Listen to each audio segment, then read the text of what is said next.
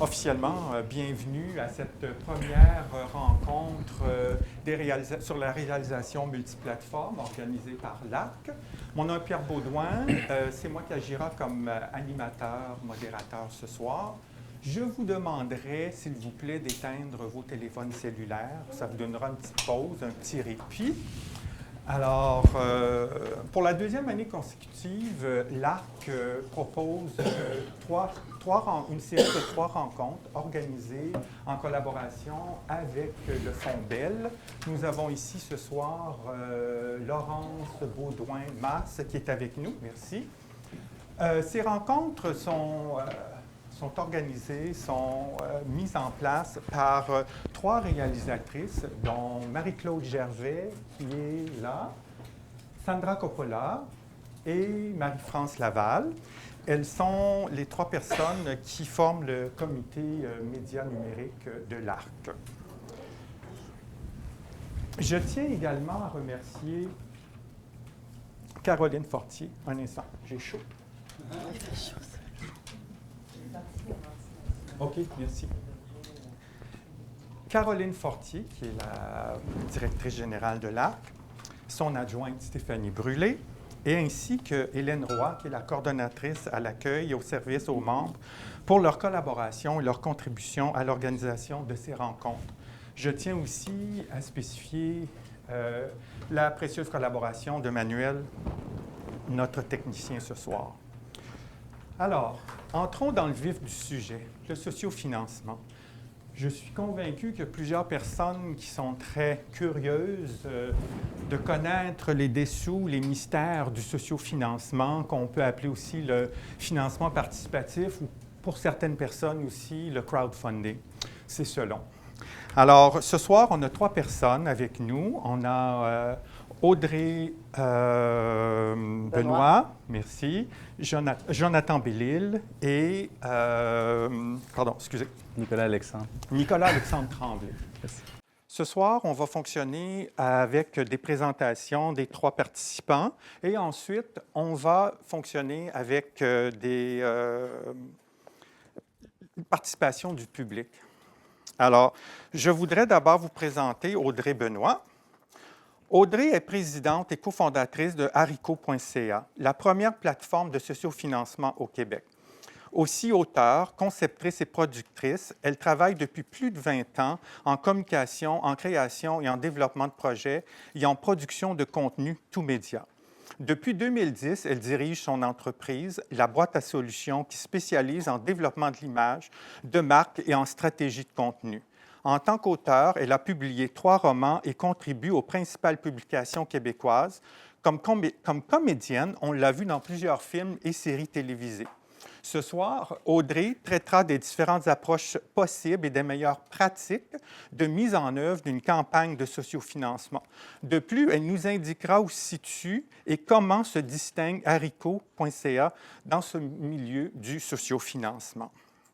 Par après, Nicolas Alexandre, diplômé à la maîtrise en relations internationales de l'Université Laval et en réalisation documentaire à l'INIS, Nicolas Alexandre fait d'abord ses premières armes cinématographiques comme technicien, puis comme réalisateur indépendant.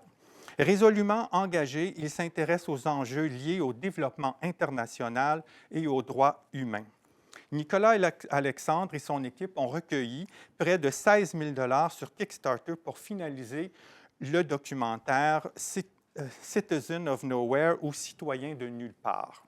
Il nous partagera ce soir cette expérience, les défis rencontrés, les forces et les faiblesses, qu'est-ce qui a stimulé le buzz et comment ils sont parvenus à élargir leur réseautage. Par après, nous allons terminer avec Jonathan Bellil, entrepreneur web depuis plus de 18 ans, réalisateur interactif, scénariste UX ou UX, passionné, technologue créatif, professeur inspiré. Jonathan a étudié la narratologie au cinéma et a maîtrisé la pensée visuelle et les a fusionnés avec des méthodes d'ethnographie et de design de services pour approcher de manière ludique les problèmes complexes reliés aux expériences. La phrase est très longue, elle est très longue. Connecté, impliquant autant les univers narratifs, la domotique, les installations immersives, l'Internet des objets, les médias en réseau, les applications mobiles. Alors, je prends une gorgée d'eau après cette longue phrase. C'est mieux. J'ai essayé de couper, j'ai essayé de mettre des points d'exclamation et un peu plus de ponctuation, mais je n'arrivais pas. Alors, j'ai décidé de me lancer un grand défi. Alors, Jonathan et son équipe ont réussi à recueillir près de 65 000 grâce à une campagne de sociofinancement pour réaliser le projet de livre interactif Vuxia the Fox. Alors, nous allons débuter. Je vous demanderai de garder vos questions, vos commentaires pour la fin, après les 3 présentations. Alors, ils auront environ 15 minutes chacun pour présenter le contenu de leur présentation. Alors, nous allons débuter avec Audrey. Merci. Bonsoir tout le monde. Merci de m'inviter ici ce soir et d'inviter Haricot surtout. Haricot est effectivement la première plateforme de sociofinancement au Québec. On a été mis en ligne en 2011. C'était la première plateforme en ligne québécoise et bilingue au Canada à l'époque. Depuis, il y a eu une très grande évolution de l'industrie du crowdfunding. Nous, on a créé le terme sociofinancement à l'époque pour franciser justement le terme crowdfunding, qui était utilisé en France, où il y avait quand même quelques balbutiements de premières plateformes françaises à l'époque, et qui utilisait le terme crowdfunding parce qu'il reprenait le terme de Kickstarter. Et sinon, il appelait ça du financement participatif. On trouvait ça un peu long, donc on a créé le terme sociofinancement. Donc aujourd'hui, pour faire une histoire quand même assez courte, on est quelques années plus tard et c'est quand même assez incroyable de voir que quand on a commencé à parler de ça en 2010, ça nous prenait à peu près 1h30 à essayer d'expliquer ce que c'était. Et puis même au bout de l'heure et demie, il n'y a pas grand monde qui comprenait le concept. Tandis qu'aujourd'hui, on peut dire que de plus en plus de gens connaissent ce que c'est ou en ont entendu parler. Cependant, il reste encore beaucoup d'éducation à faire sur le modèle et puis pour la majorité des gens. Donc, juste pour que je me situe un peu, ici, à main levée, qui a jamais entendu parler de sociofinancement? Bon.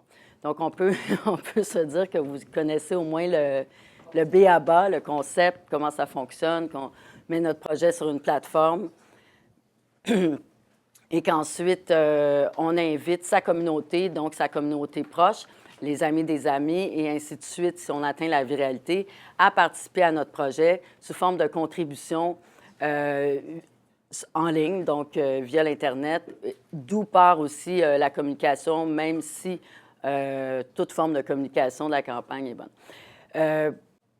Il y a différents types de campagnes de sociofinancement. Nous, sur Haricot, on offre les 2 types de campagnes, c'est-à-dire les campagnes tout ou rien ou les campagnes flexibles.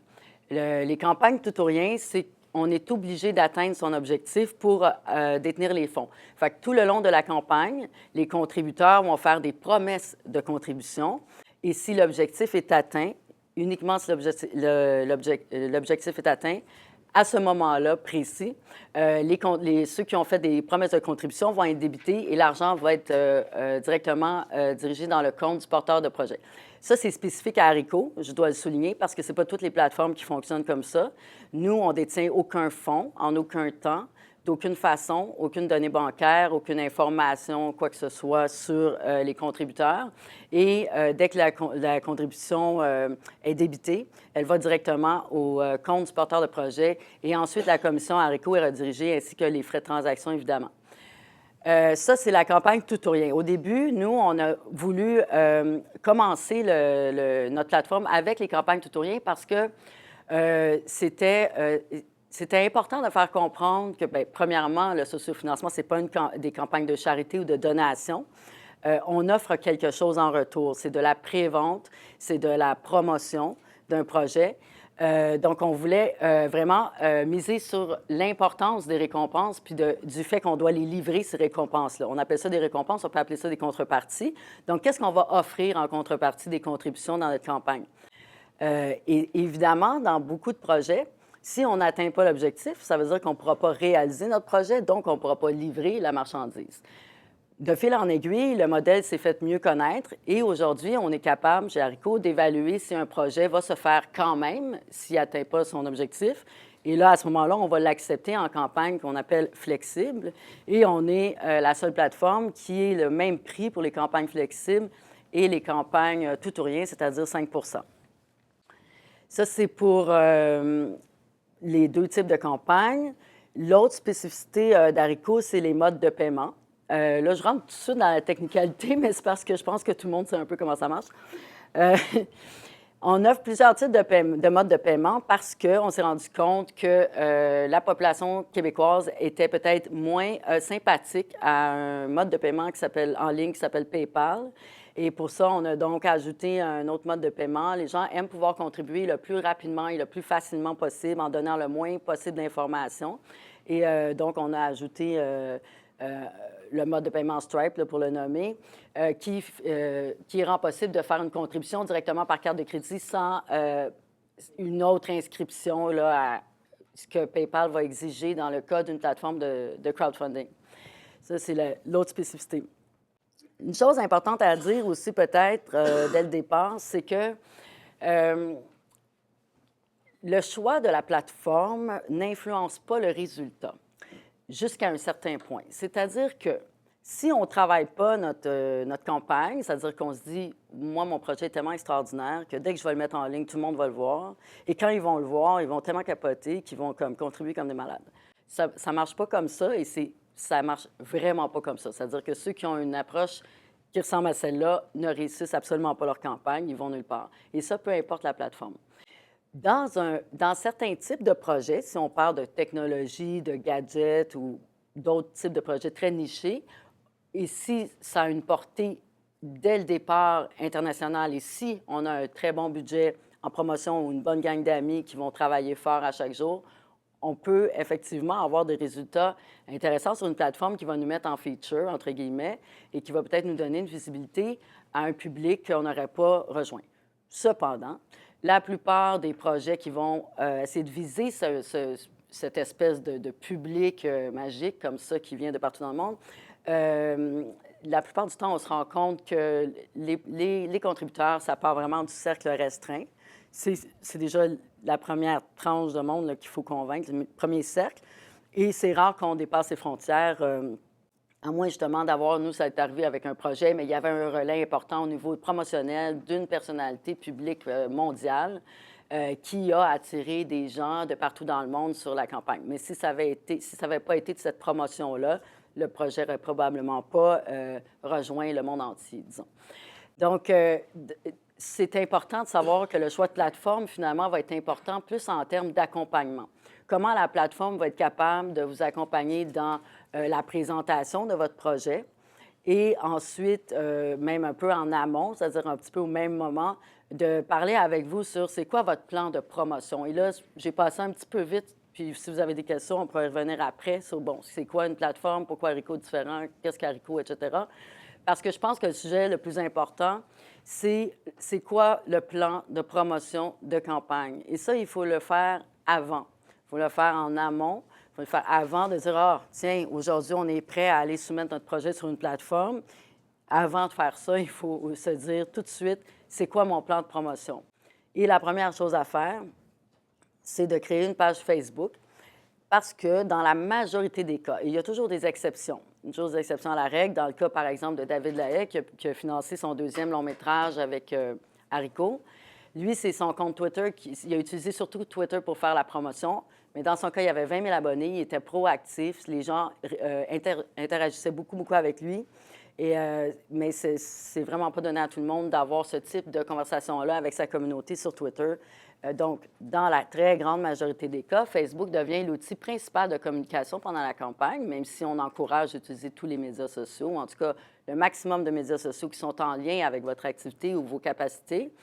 Parce qu'encore une fois, ça ne sert à rien de créer un outil si on ne sait pas s'en servir ou si on perd du temps là. Il faut y aller où on a nos forces. Mais Facebook, c'est assez universel, je dirais. C'est encore là qu'il y a le plus de monde qui sont le plus facilement atteignables et aussi le plus susceptibles de repartager, surtout si on pense à nos cercles proches qui sont nos familles, amis, etc., qui ne sont pas nécessairement de notre milieu ou spécialisés dans un milieu niche, mais qui vont avoir envie de partager notre projet, surtout au départ de la campagne. Donc, créer une page Facebook. Ce que ça donne aussi, c'est que ça donne une certaine crédibilité si on a créé notre communauté, si notre communauté existe. Si on a créé une page Facebook, mais qu'on a 2 personnes dans notre page, tu sais, qui aiment la page, on a moins de crédibilité par rapport à son projet.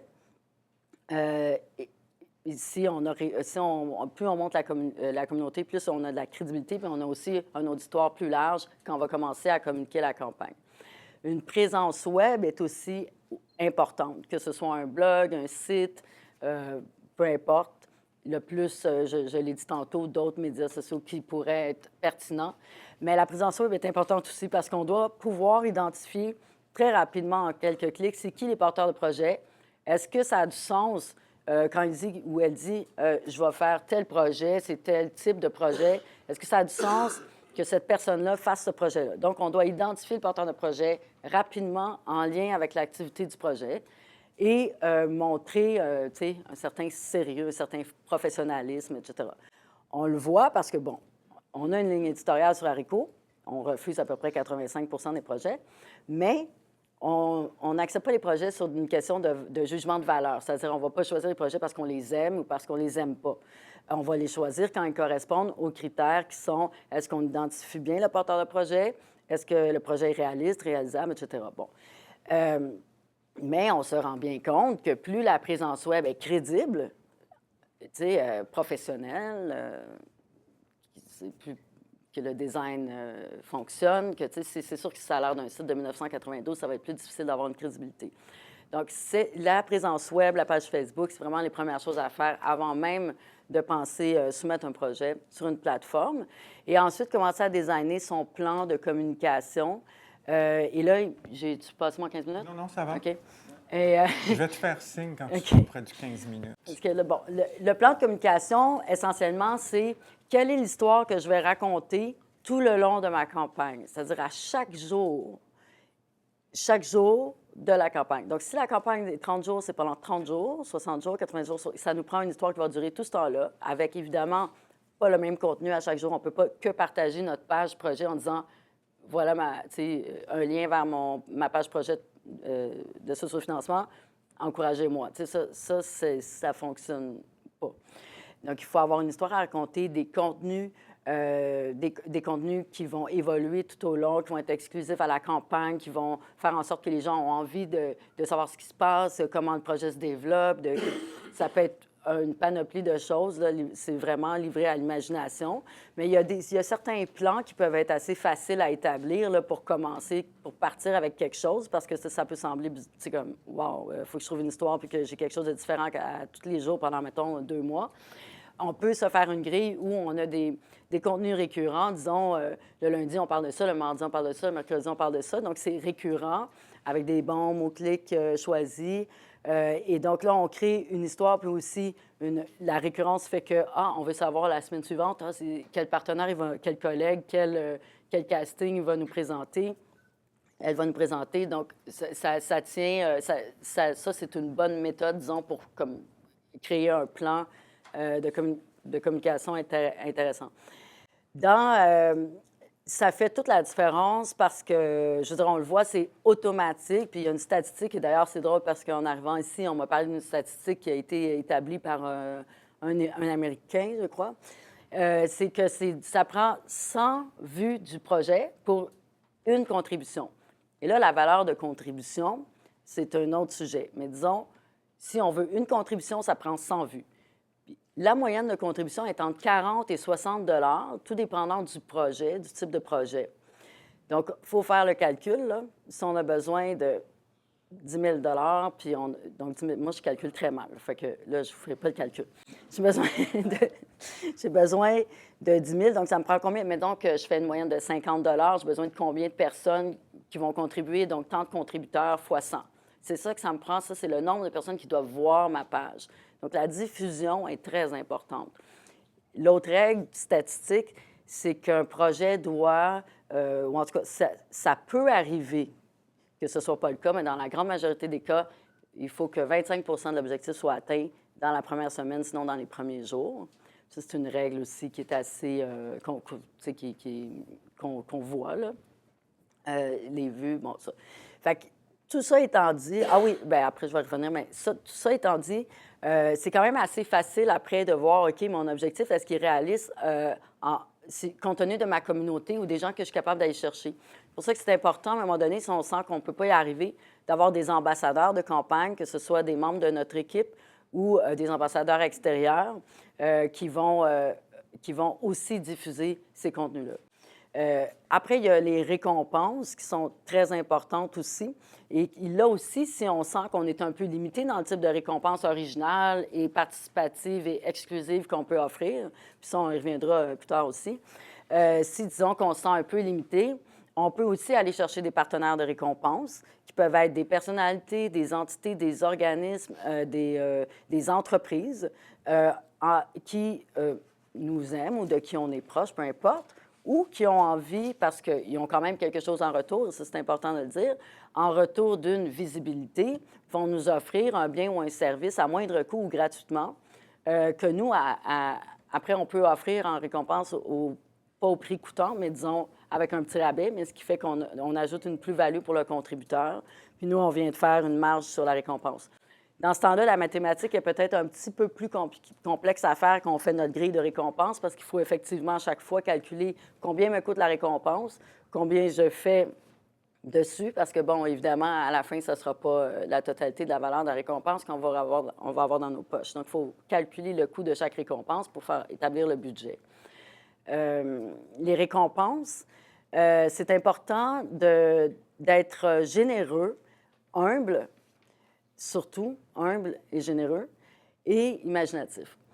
Pourquoi je dis humble? C'est parce que, encore une fois, quand on est attaché à un projet, on travaille sur notre projet, on a le nez de collé dessus, puis on pense, c'est sûr qu'il faut qu'on pense que c'est le meilleur projet du monde, en tout cas à ce moment-là. Mais c'est pas nécessaire, puis ça va être le cas pour nos amis proches ou notre famille, mais pas nécessairement pour monsieur, madame, tout le monde ou les gens qu'on veut atteindre, qui sont les amis de nos amis, un peu plus loin. Ils ont envie de sentir qu'il y a une plus-value quand même à leur participation. Souvent, la plus-value n'a pas besoin nécessairement d'être financière, c'est-à-dire c'est pas une question de donner quelque chose qui vaut 2 fois le prix qu'on va payer, mais c'est pour ça en fait, mais quelque chose d'exclusif, de personnalisé, quelque chose qui va être offert dans le cadre de la campagne et pas ailleurs, qu'on va pouvoir avoir à cet endroit-là. Et là, on peut aller chercher, surtout si notre projet est artistique, ce qu'on appelle les early adopters, des gens qui vont se transformer en ambassadeurs un peu naturels parce qu'ils vont avoir envie de faire partie du projet. Donc, le plus c'est participatif, plus c'est engageant, plus c'est personnalisé, plus c'est invitant pour les gens. Autrement dit, dans le cas, par exemple, d'un film, ce qu'on voit souvent comme récompense, ça va être le DVD, l'affiche signée, photo, c'est super. Mais ça reste quand même straight. Et dans un monde idéal, on irait un peu plus loin dans l'expérience. Quelle expérience on va faire vivre à nos contributeurs? Ça peut être très simple. Je reprends encore l'exemple de David Lahaye. Je vais finir là-dessus, c'est correct? OK. David, lui, ça, c'était contre toutes les règles. Il a dit, je veux juste une récompense. C'est 20 $. Puis pour 20 $, vous avez le DVD plus le DVD du making-of. Et habituellement, nous, c'est 3 récompenses minimum ou 5, ou en tout cas autant que vous voulez, entre 3 et 5.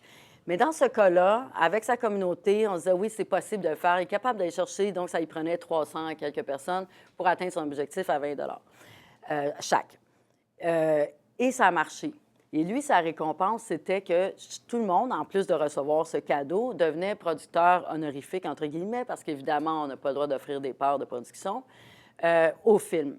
Bien, c'est vrai qu'il a envoyé le DVD, parce que j'ai contribué, je l'ai reçu, et avec un petit mot, puis c'est très sympathique, de recevoir ça avec un petit mot, c'est personnalisé, c'est sympathique.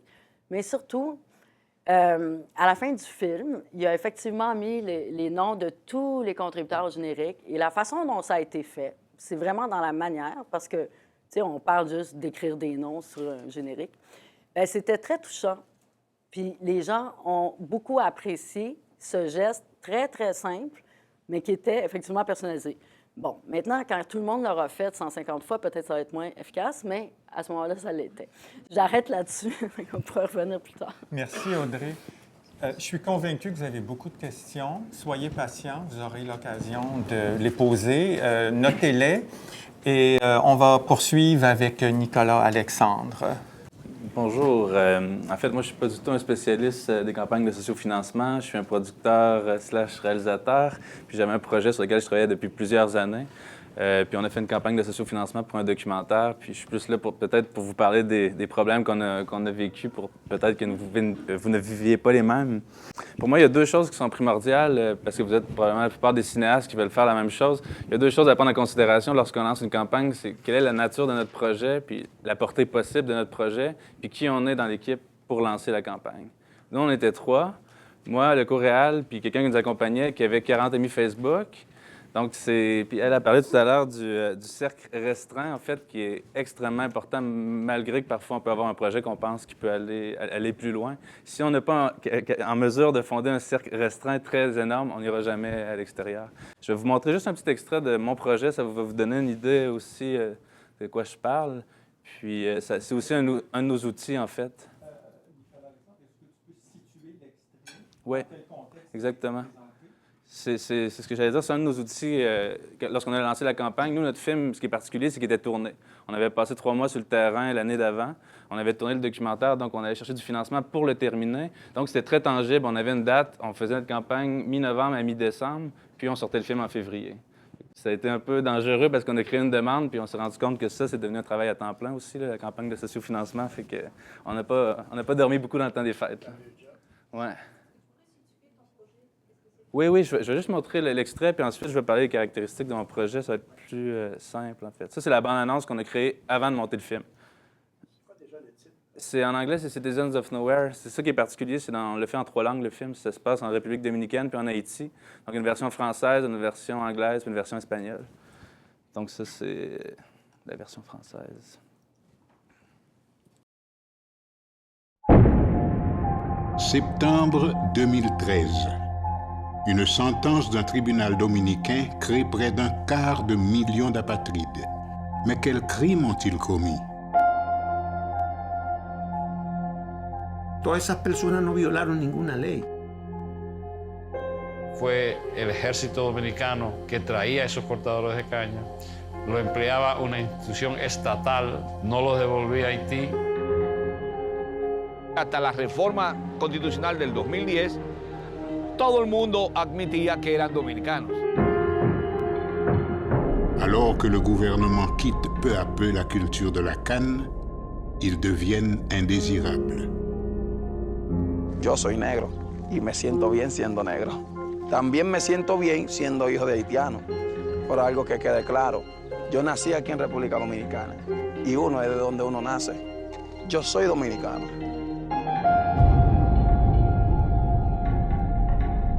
Yo vine aquí chiquito, ningún gobierno no puede decirme que no tiene de tiempo tuyo, no puede ser que yo no tengo seguro. Pendant ce temps, la population et les médias se polarisent. ¡Estamos en pie de lucha! ¡Por la invasión haitiana! Ocurrió en la sección Los Rieles de Sabana Rey de La Vega, comunidad que decidió sacar a todos los haitianos. Porque hemos pasado por varias revoluciones defendiendo el país y así vamos a seguir defendiéndolo con sangre y con fuego. Plutôt que de contrôler la migration à la frontière, on s'acharne sur une minorité née en sol dominicain. Pourquoi? Deja entender cómo hay esta necesidad de encontrar un enemigo, de encontrar un mal para oponerse. Aquí hace muchos años que hay un gran negocio de tráfico humano en la frontera de inmigrantes haitianos. ¿Pero por qué prefieren haitianos? Porque es una mano de obra cautiva, barata, incondicional, sin capacidad de reclamar. Hoy día, la élite que controla el poder, el partido de gobierno, es tan rico como cualquier multimillonario dominicano. Pero la derecha nacionalista sí tiene un discurso que pretende unificar el país. Aquí se da el fenómeno de que varios de los principales periódicos asumen las posiciones ultranacionalistas. ¿Por qué razones? Por razones políticas. El anti-haitianismo une muchas voluntades en el país. L'histoire que je vais vous raconter, c'est l'histoire de trop d'entre nous. L'histoire de mes compatriotes qui, comme moi, ont dû se résigner à quitter notre terre chérie, nos 1000 collines, vers la promesse d'un nouveau lendemain. Donc, c'est ça la bande-annonce qu'on avait dû créer pour la campagne. Donc, on parle d'un documentaire qui parle d'une cause humanitaire, c'est bien important, qui touche la diaspora haïtienne, évidemment. Ici, à Montréal, moi, je faisais déjà partie d'un comité qui militait pour cette cause-là. En 2013, pour faire une histoire courte, le gouvernement dominicain a voté une loi qui enlevait la citoyenneté de façon rétroactive à une série de migrants que lui-même avait fait amener pour travailler la canne à sucre, puis à leurs descendants. Donc, c'est quelque chose d'assez sensationnaliste en soi qui, normalement, on se disait ça va intéresser les médias. Les médias n'en parlaient pas beaucoup. Donc, ça faisait un an, moi, ici à Montréal, j'avais filmé le film, puis on travaillait avec les gens de la diaspora dans un comité. J'avais déjà un réseau de gens qui connaissaient la situation, qui nous ont aussi aidés, vraiment aidés à passer le message, puis à grossir notre cercle restreint, si on veut, autour du film. Ça, c'est une des caractéristiques. Puis aussi, un réseau de contacts sur le terrain aussi, des organismes. Donc, à l'international, on avait des gens qui attendaient la sortie du documentaire, qui en ont aussi un peu fait la promotion pendant la campagne. C'est assez important parce que c'est là-dessus qu'on s'est basé pour choisir. À l'époque, on n'avait pas entendu parler d'Arico. On connaissait Kickstarter puis Indiegogo. On a lu un peu sur le sujet. Bon, il y avait la situation, le concept du tout ou rien. Pour moi, c'est la grosse différence entre les deux. Là. Chez Kickstarter, si tu n'arrives pas à avoir ton 15 000 l'argent n'est même pas pris au moment où les gens pledgent. C'est que les gens promettent de financer si jamais tu arrives à ton 15 000 Donc, en cours de campagne, quand tu es rendu à 5 000 $, les gens te donnent des tapes dans le dos. « Ça va bien, 2 semaines, tu as déjà 5 000 $. Ouais, mais ils ne savent pas ici, en général au Québec, que si tu n'atteins pas la limite, tu n'auras pas accès au financement. Ça, c'est une chose. Puis l'autre chose, on se disait, Kickstarter, qui est plus international, on sentait une certaine crédibilité. Donc, on se disait, pour ce sujet-là, les gens connaissent ça, ça va être plus facile. Mais ce qui est plus compliqué, en fait, ce qu'Audrey disait aussi avec eux, quand tu veux payer... sur Kickstarter, il faut créer un compte dans lequel on amène sur une page PayPal. C'est vraiment là pour... ça a l'air un peu pas douteux, là, mais pour certaines personnes, c'est pas tellement intuitif. Là. Il y a beaucoup de gens qui, rendus là à cette étape-là, ils laissent tomber le projet. Là. Fait que ça a été quelque chose qui ne nous a pas nécessairement aidé. Puis l'autre chose aussi, c'est qu'on a eu des problèmes. La fin de semaine, on a lancé la campagne. Le système de paiement a buggé. On parlait des 3 premiers jours qui sont cruciaux. Dans notre cas, on a lancé la campagne le vendredi. Le dimanche, je recevais des courriels. J'ai jamais été réussi non plus à parler à personne chez Kickstarter. C'est une grosse compagnie. Donc, l'idée du suivi puis de l'aide personnalisée, on oublie ça. On a essayé d'avoir des compensations pour ça, peut-être paraître sur la hot list, quelque chose, mais il n'y avait aucune ouverture à ce sujet-là. Donc, on a choisi Kickstarter. Nous, au début, on a beaucoup mis trop l'accent, en fait, sur les outils. On a confondu outils puis stratégie. Donc, le mois avant de lancer la campagne, on a travaillé comme des fous. On a fait ce démo-là. On a fait une autre vidéo de 6 minutes dans laquelle on présente notre intérêt pour le sujet. Moi, ça faisait 4 ans que je travaillais là-dessus. Puis j'ai des amis qui ont été touchés par la loi. Moi, je faisais de l'aide humanitaire en République dominicaine. Donc, c'était un peu tout ça qu'on présentait pour convaincre les gens du bien fondé de notre démarche, parce que c'est le nerf de la guerre, là, pour convaincre les gens d'investir dans un projet documentaire. Fait que c'est ça, on a préparé ça, on a sorti une liste de médias, on a préparé des documents, des communiqués de presse, on a créé notre page Facebook, puis on a lancé la campagne Erreur monumentale un vendredi soir en se disant tous nos amis vont être sur Facebook en fin de semaine. Chose à ne pas faire, ça se passe sur semaine, honnêtement, autant pour les médias que pour... Puis idéalement, je pense que même si ça serait à refaire, je lancerais la page Facebook peut-être 2-3 jours avant la campagne. Nous, on s'est dit, on va créer la page Facebook, on va essayer, en début de campagne, pour essayer de gonfler un peu nos chiffres, les gens qui nous suivent, puis après ça, lorsqu'on va contacter les médias la semaine prochaine, ils vont sentir un buzz, mais ça n'a pas nécessairement été ça qui s'est passé du tout. Au contraire, là, en début de campagne, les gens me disaient « Ouais, vous êtes à 4 jours de campagne, vous avez genre 5 ou 10 %, normalement, vous devriez être à 25-30 ». Mais ça m'a fouetté, en fait. Ça m'a vraiment dit... Là, c'est devenu quelque chose de très personnel. J'ai dit « OK ». Sauf que c'est devenu un travail à temps plein aussi. La chose la plus importante, en fait, et la plus performante lorsqu'on lance une campagne, c'est les courriels individuels qu'on va lancer. Au début, on invite les gens pour joindre notre page Facebook. Après ça, il y a plusieurs personnes, je vois des échecs des gens qui sont relativement connus puis qui ont des beaux projets, qui se contentent juste de partager un petit partage sur leur page, pensant. Mais maintenant, avec Facebook, si on ne paye pas pour avoir une nouvelle commandité qui appelle, bien, généralement, à moins qu'il y ait déjà un buzz, ça ne paraîtra pas sur les fils de nouvelles des gens, les gens ne seront pas au courant.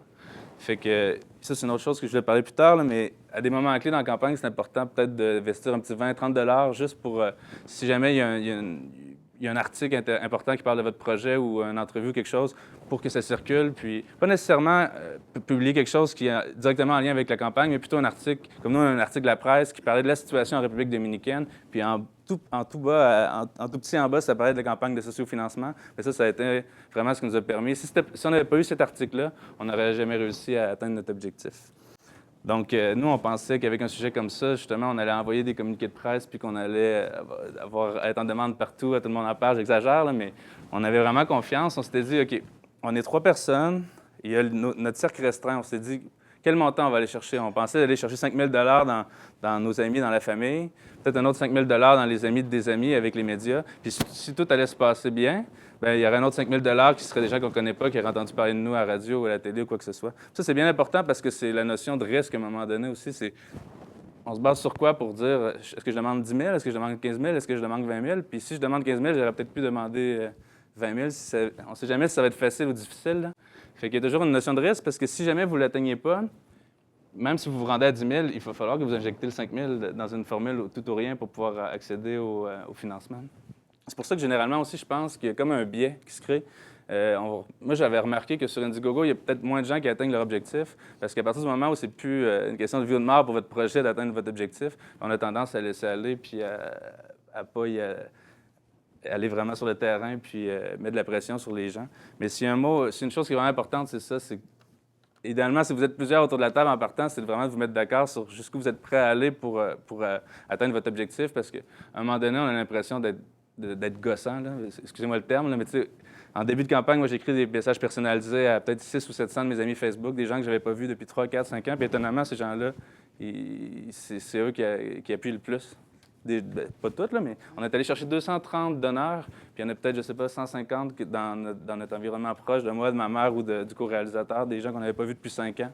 Faut pas se gêner de leur écrire, de leur demander, de leur montrer à quel point le projet vous tient à cœur, de leur demander de vous aider, si ce n'est pas financièrement, mais au moins il y a des contacts dans les médias. Parce que nous, c'est ça qui est intéressant, quand on regarde notre campagne, c'est un succès. On a eu une douzaine d'articles dans les journaux, dans la presse, Radio-Canada International. En Haïti, on en parlait.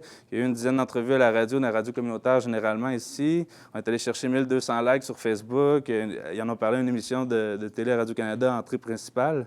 Mais il n'y a aucun de ces articles ou de ces entrevues-là qui ont été donnés de par nos communiqués de presse. C'est seulement été des courriels qu'on avait envoyés personnifiés à des gens qui avaient des entrées dans les médias. Parce que c'est pas vrai qu'en 2015, François Bouguingo va ouvrir un communiqué de presse d'une personne qu'il ne connaît pas, qui parle d'une campagne de sociofinancement. Parce qu'un autre défi qu'on a aussi dans ce contexte-là, c'est que nous, on parle d'un documentaire cinéma, puis d'un sujet d'affaires publiques, mais les gens de cinéma n'ont pas vu le film, ils ne peuvent pas écrire une critique. C'est ce qu'on nous répondait, ouais, mais on n'a pas vu le film. Puis du côté d'affaires publiques, c'est un sujet qui est extrêmement complexe. Fait que même si on arrive avec des faits, les journalistes, pour faire un article de fond sur un sujet comme ça, quand ils doivent faire 2-3 articles par jour, généralement, ils passent au suivant, là. Puis il y a eu un moment dans la campagne où on a fait un article dans la presse, puis ça, c'est vraiment... juste cet article-là, je pense qu'on est allé chercher un 3 000 $ qui ne venait pas du tout de notre cercle restreint.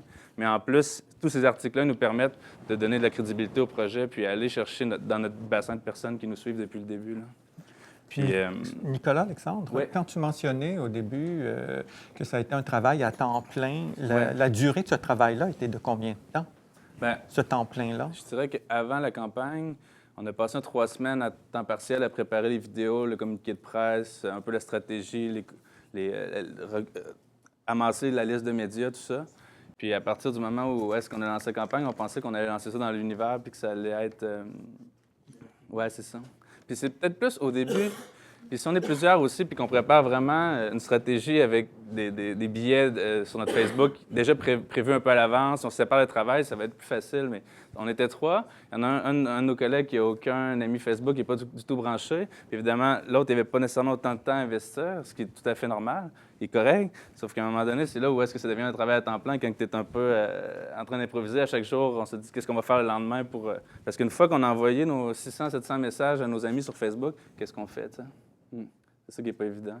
La fin de semaine, il ne se passe pas grand-chose sur les médias sociaux. Un truc qui marche vraiment bien, c'est si jamais les gens ils commencent à donner, sur les campagnes, vous recevez un courriel qui donne le nom de la personne. Moi, ce que je faisais, c'est que je faisais un screenshot. Exemple, je ne sais pas, Audrey a donné Oura, Kickstarter. Bien, je prenais un screenshot puis je publiais un message sur son Facebook public pour la remercier à quel point c'était vraiment apprécié. Puis là, ça circule dans vos cercles d'amis, des amis que vous avez en commun avec elle. Puis là, ça crée des buzz à des moments où est-ce que tu t'y attends pas, justement. Tu n'as pas eu d'article cette journée-là, et là, une personne se met à donner, tu fais ça, tu remercies personnellement, puis là, tu te ramasses avec 10-12 dons dans une soirée parce que les gens étaient connectés à ce moment-là. Là.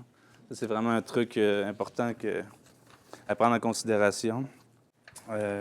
Qu'est-ce que vous offriez comme récompense, vous, pour les gens qui contribuaient? Nous, ça a été très classique comme campagne et comme récompense. En fait, les gens, généralement, c'était plus de type charité. En fait, les gens, ils donnaient pour voir le film se réaliser, mais c'est pas tellement la récompense, à part... ce qu'on a vendu le plus, c'est des DVD ou des billets pour la première. Mais les gens, souvent, ils donnaient 100 $ puis ils demandaient un DVD, genre. Alors que, tu sais, on demandait 20 $ pour le DVD. Fait que c'est sûr que les prix les intéressaient, mais c'est plus de type, je dirais, classique Les gens sentaient qu'on les a convaincus que ce documentaire-là devait sortir pour faire partie du débat. Puis ce qui est intéressant aussi, déjà, c'est que dans la campagne de sociofinancement, avant même que le film soit terminé, ça nous a permis aussi, au-delà de ramasser des fonds, c'est de trouver aussi des alliés. On a trouvé un organisme qui était prêt à organiser notre lancement. Déjà, on s'était fait booker des projections en Haïti et en République dominicaine. Fait qu'on avait déjà du tangible aussi à parler en entrevue. Il y avait une évolution. Fait que c'est au-delà des fonds que tu ramasses, parce que sur 15 600 $, 500 $, on a eu 14 000 parce que, bon, il y a un pourcentage que Kickstarter garde. Puis il y a un pourcentage aussi qui est à peu près l'équivalent pour avoir accès aux frais, aux fonds qu'on vous demande pour le transfert bancaire. Puis ensuite, il y a les récompenses, que c'est toujours plus que ce qu'on pense que ça va coûter, là, évidemment. Là. Est-ce que vous en avez rajouté en cours de route, durant la campagne, des récompenses? Quand le lancement s'est concrétisé, on a rajouté justement un billet... procurez-vous votre billet pour le lancement. Puis les gens, souvent, ça a même amené... ils ont augmenté leurs dons pour pouvoir prendre un billet en plus. Ouais. OK. Ça crée un petit buzz. Oui. Puis sinon, j'avais plein de choses à dire. Là. Je les ai faites dans le désordre, mais je pense que c'est peut-être intéressant. Ce serait tout à l'heure de répondre à vos questions par rapport à vos projets spécifiques. Ça va me faire plaisir. Je suis convaincu que ça va susciter beaucoup de questionnements. Alors, on va poursuivre avec Jonathan, qui a ici un magnifique diagramme. C'est dans impressionnant. C'est la nature de prendre des notes, mais dans le fond, j'ai essayé de compléter aussi des points importants qu'il disait sur... C'est pas pour amplifier, okay. C'est juste pour enregistrer. Tout le monde a vu le trailer du projet. Dans le fond, nous, on n'était absolument pas préparés à faire une campagne Kickstarter. À vrai dire, ma compagnie était sur le bord de la faillite parce qu'on avait investi beaucoup de temps, une année de temps, à pitcher un concept creux qui s'appelle le transmédia, qui est en fait... pour plusieurs d'entre vous, ça veut peut-être rien dire. Pour moi, c'était un guide philosophique. Ça faisait 8 ans que je réfléchissais au transmédia, puis j'avais monté un monde, à vrai dire, autour d'un renard qui va sauver la planète, puis qu'il fallait absolument revenir aux choses analogues, tu sais, parce que l'électricité va changer de forme en 2060, puis il n'y a plus rien d'électronique qui va fonctionner. Fait que si tu ne sais pas lire un livre, puis si les enfants ne savent pas lire un livre, on ne pourra plus réenchanter le monde. Ça part d'une métaphore très simple que les baleines ne chanteront plus en 2060 parce que la glace va avoir fondu, puis il va falloir avoir des enfants qui savent lire puis chanter aux baleines pour qu'ils reviennent... pour qu'ils recommencent à chanter puis qu'on commence à rêver. C'est ça la petite métaphore. Donc, rapidement, c'est un objet qui tombe du ciel en 2060 qui va être capable d'entendre les enfants qui se pratiquent à lire et qui va faire jouer de la musique et leur montrer un film du passé, à dire de ce qu'on n'aura pas fait à temps. Et c'est un peu apocalyptique, mais en fond, c'est qu'est-ce qui se passe après l'apocalypse. Et donc, donner aux enfants une capacité d'imaginer la nature, d'imaginer le ciel sans étoiles, de se rappeler qu'il y avait des arbres, de se rappeler... c'est vraiment un outil de souvenir, puis comme un souvenir de guerre ou de choses comme ça, mais un souvenir de la terre qu'on n'aura pas réussi à bien protéger. Donc, j'avais fait une vidéo basée sur tout ce que j'avais produit comme recherche en 8 ans. C'était assez éparse. J'avais un ami, Vincent, mon producteur, qui lui aussi est un peu casse-gueule, puis il m'a dit, écoute, on fait un all-in, on fait une campagne Kickstarter, puis on prend l'option 30 jours. Je ne savais pas trop dans quoi je m'embarquais. J'étais tout seul dans cette campagne-là. Moi, j'ai pas dormi vraiment pendant 30 jours. Parce que j'avais mal préparé ma campagne, juste pour ce qu'Audrey disait. J'avais pas préparé toute ma liste de gens. Alors, j'avais pas préparé mon réseau 1, 2, 3 et 4. Mes semaines, dans ma tête, moi, c'était comme, je vais appeler mes amis. Tous mes amis en transmédia, là, dans tous les 310 backers, là, c'est à peu près 210 personnes qui ont des postes à l'université en transmédia ou des gens en direction de création. Sinon, c'est des mères que ma blonde, qui est très impliquée dans le mode féministe puis famille, a dit à un moment donné, à la 15e journée, parce qu'après 5 jours, j'étais comme « Ah, 25 » mais après ça commence à baisser parce que tu commences à écœurer ton réseau de deuxième degré. Là. Ça fait 3 emails que tu envoies à tes chums, c'est beau, mais je l'ai passé à mon réseau, mais là, je ne leur passerai pas. J'appelle mon ami Martin Lessard à Radio-Can, je l'ai passé 2 fois. Et tu sais, ton push, ton épuisement social se fait sentir. Je n'étais pas encore épuisé moralement, mais socialement, je ne pouvais plus pousser mon deuxième réseau. Puis les médias traditionnels n'embarquaient pas. Fait que là, il fallait vraiment que je commence à creuser mes méninges, mais je n'avais pas planifié ça. Donc, c'est pas en faisant une campagne, juste en passant, c'est pas en payant Facebook 600 $ pour aller rejoindre 10 000 personnes de plus que ça vous attire vraiment des clics. Donc, j'avais 6 000 vues sur ma page Kickstarter, puis j'avais aucune donation avec Facebook. Je pense que ça se travaille plus dans le grassroots, ça se travaille plus en amont, dans la vraie lignée des fans des premiers temps. Donc, je te retournais à ces gens-là, puis je dis, t'as-tu vraiment envoyé à ton ami? Puis là, c'était des emails personnels jusqu'à 3 h du matin, parce que c'est vraiment important, le contact personnel. Ce que je n'avais pas calculé, c'est que j'étais tout seul. J'avais une compagnie à rouler qui était déjà en difficulté. Donc, moi, j'ai séparé comme dans ma tête, puis je le fais tout croche, mais si vous n'avez pas vu mon trailer, on a fait vraiment un gros investissement sur la vidéo pour montrer aux gens le work in progress sur lequel on était, puis la tentative de faire un livre qui se lit. Dans le fond, c'est un film qui se lit. Fait que dans le fond, je serais devant vous, je lis un livre, puis il y a un film qui joue. Fait que je suis le narrateur. Je déclenche les sons, la musique. Si j'arrête, le film, il stoppe, ça se met en boucle. Il n'y a aucune lecture qui génère le même film. Vos émotions affectent aussi les scènes. Si vous lisez vite, c'est pas le même film. Si vous lisez lentement, si vous pleurez, c'est pas la même musique. Fait que il y a vraiment une espèce de travail de fou sur le livre que j'avais jamais fait dans ma vie. Écrire un livre, c'est vraiment douloureux. Je vous apprends rien, écrire un scénario. Mais écrire un livre, se faire réécrire, moi, je n'étais pas prête à me faire réécrire. Fait que pendant que j'étais en train de faire la campagne, il y a du monde qui me disait tu parles juste à toi-même, il faudrait qu'on adoucisse ça.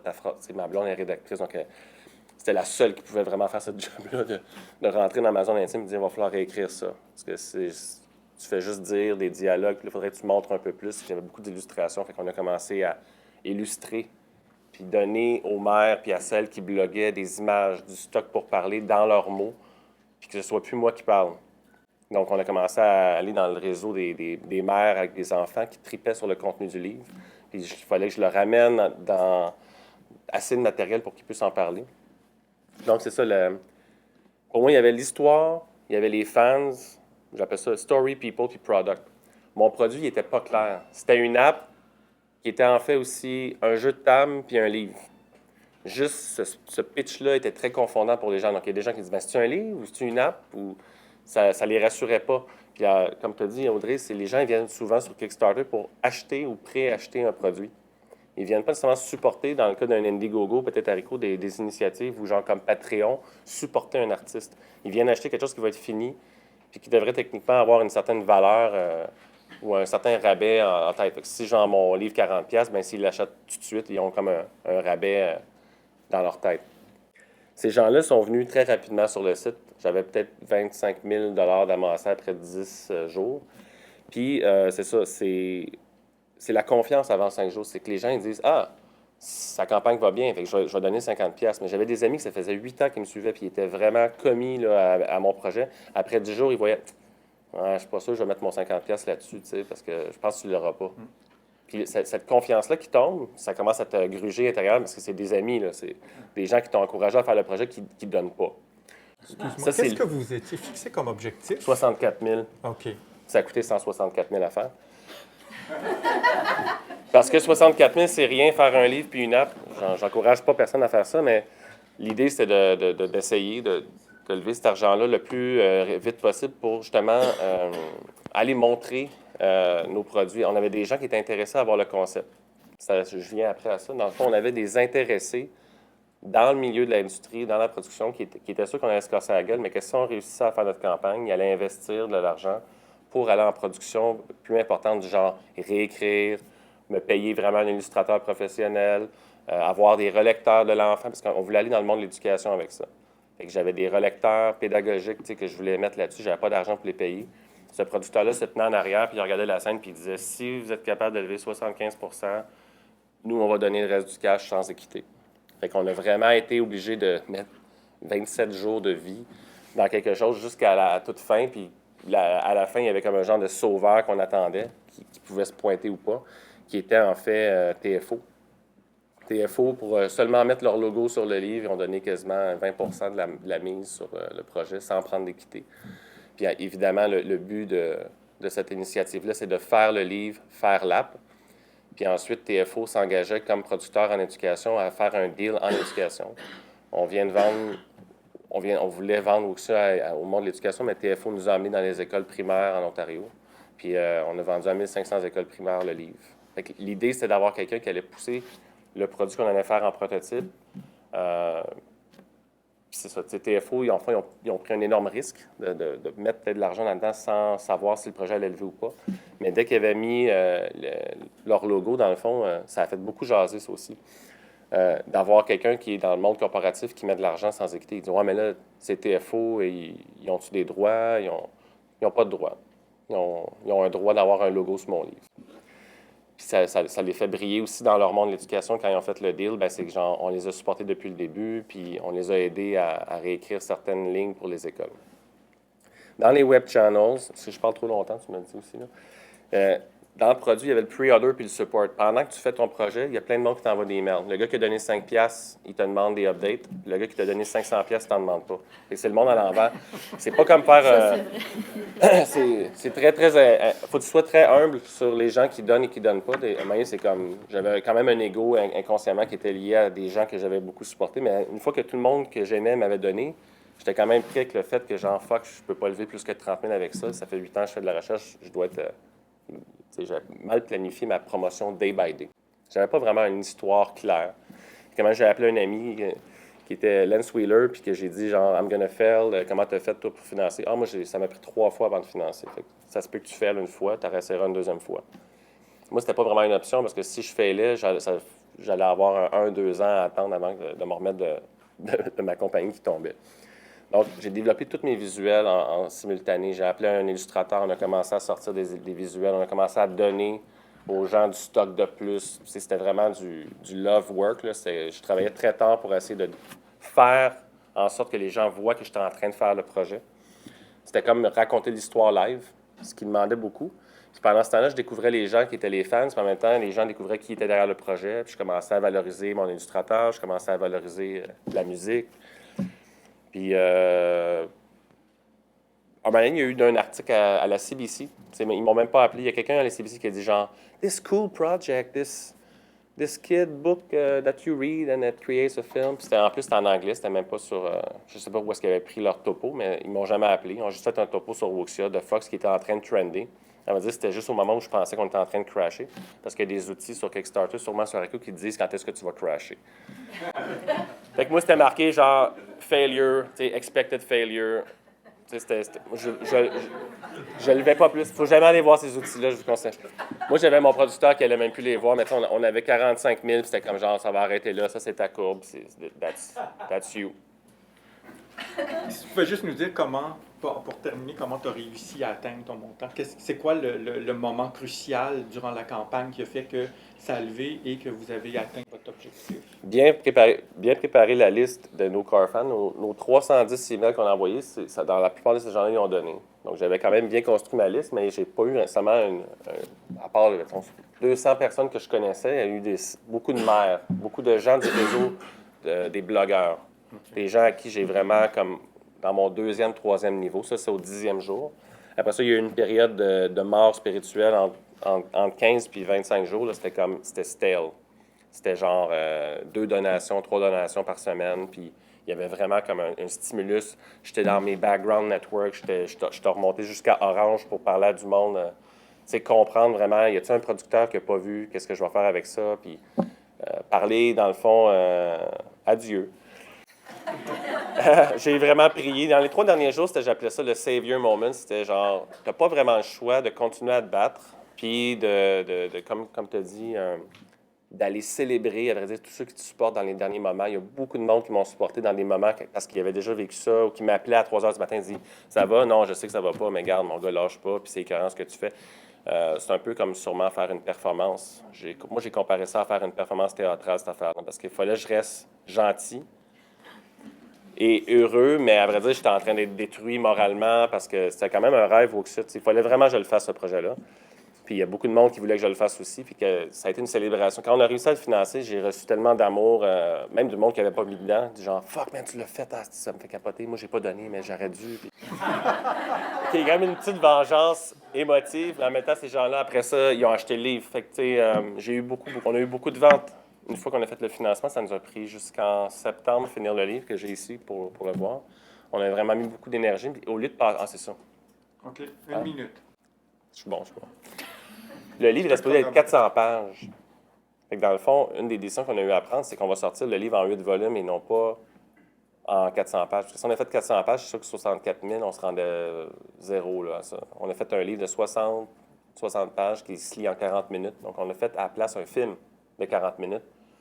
Puis on a fait un livre de 47 pages. C'est comme des espèces de choix comme ça qu'on a fait. Puis moi, de l'autre bord, bien, avec le producteur TFO, dans le long terme, on va développer les 8 volumes. Je n'irai pas tout le temps sur Kickstarter produire les 8 prochains, mais je serais curieux de voir d'autres issues, d'autres dimensions de ce projet que je pourrais peut-être demander à Kickstarter à peut-être moindre coût, genre des 5 000 $ l'achat, que je suis pas mal plus sûr puis moins souffrant d'aller chercher que des 64 000 $.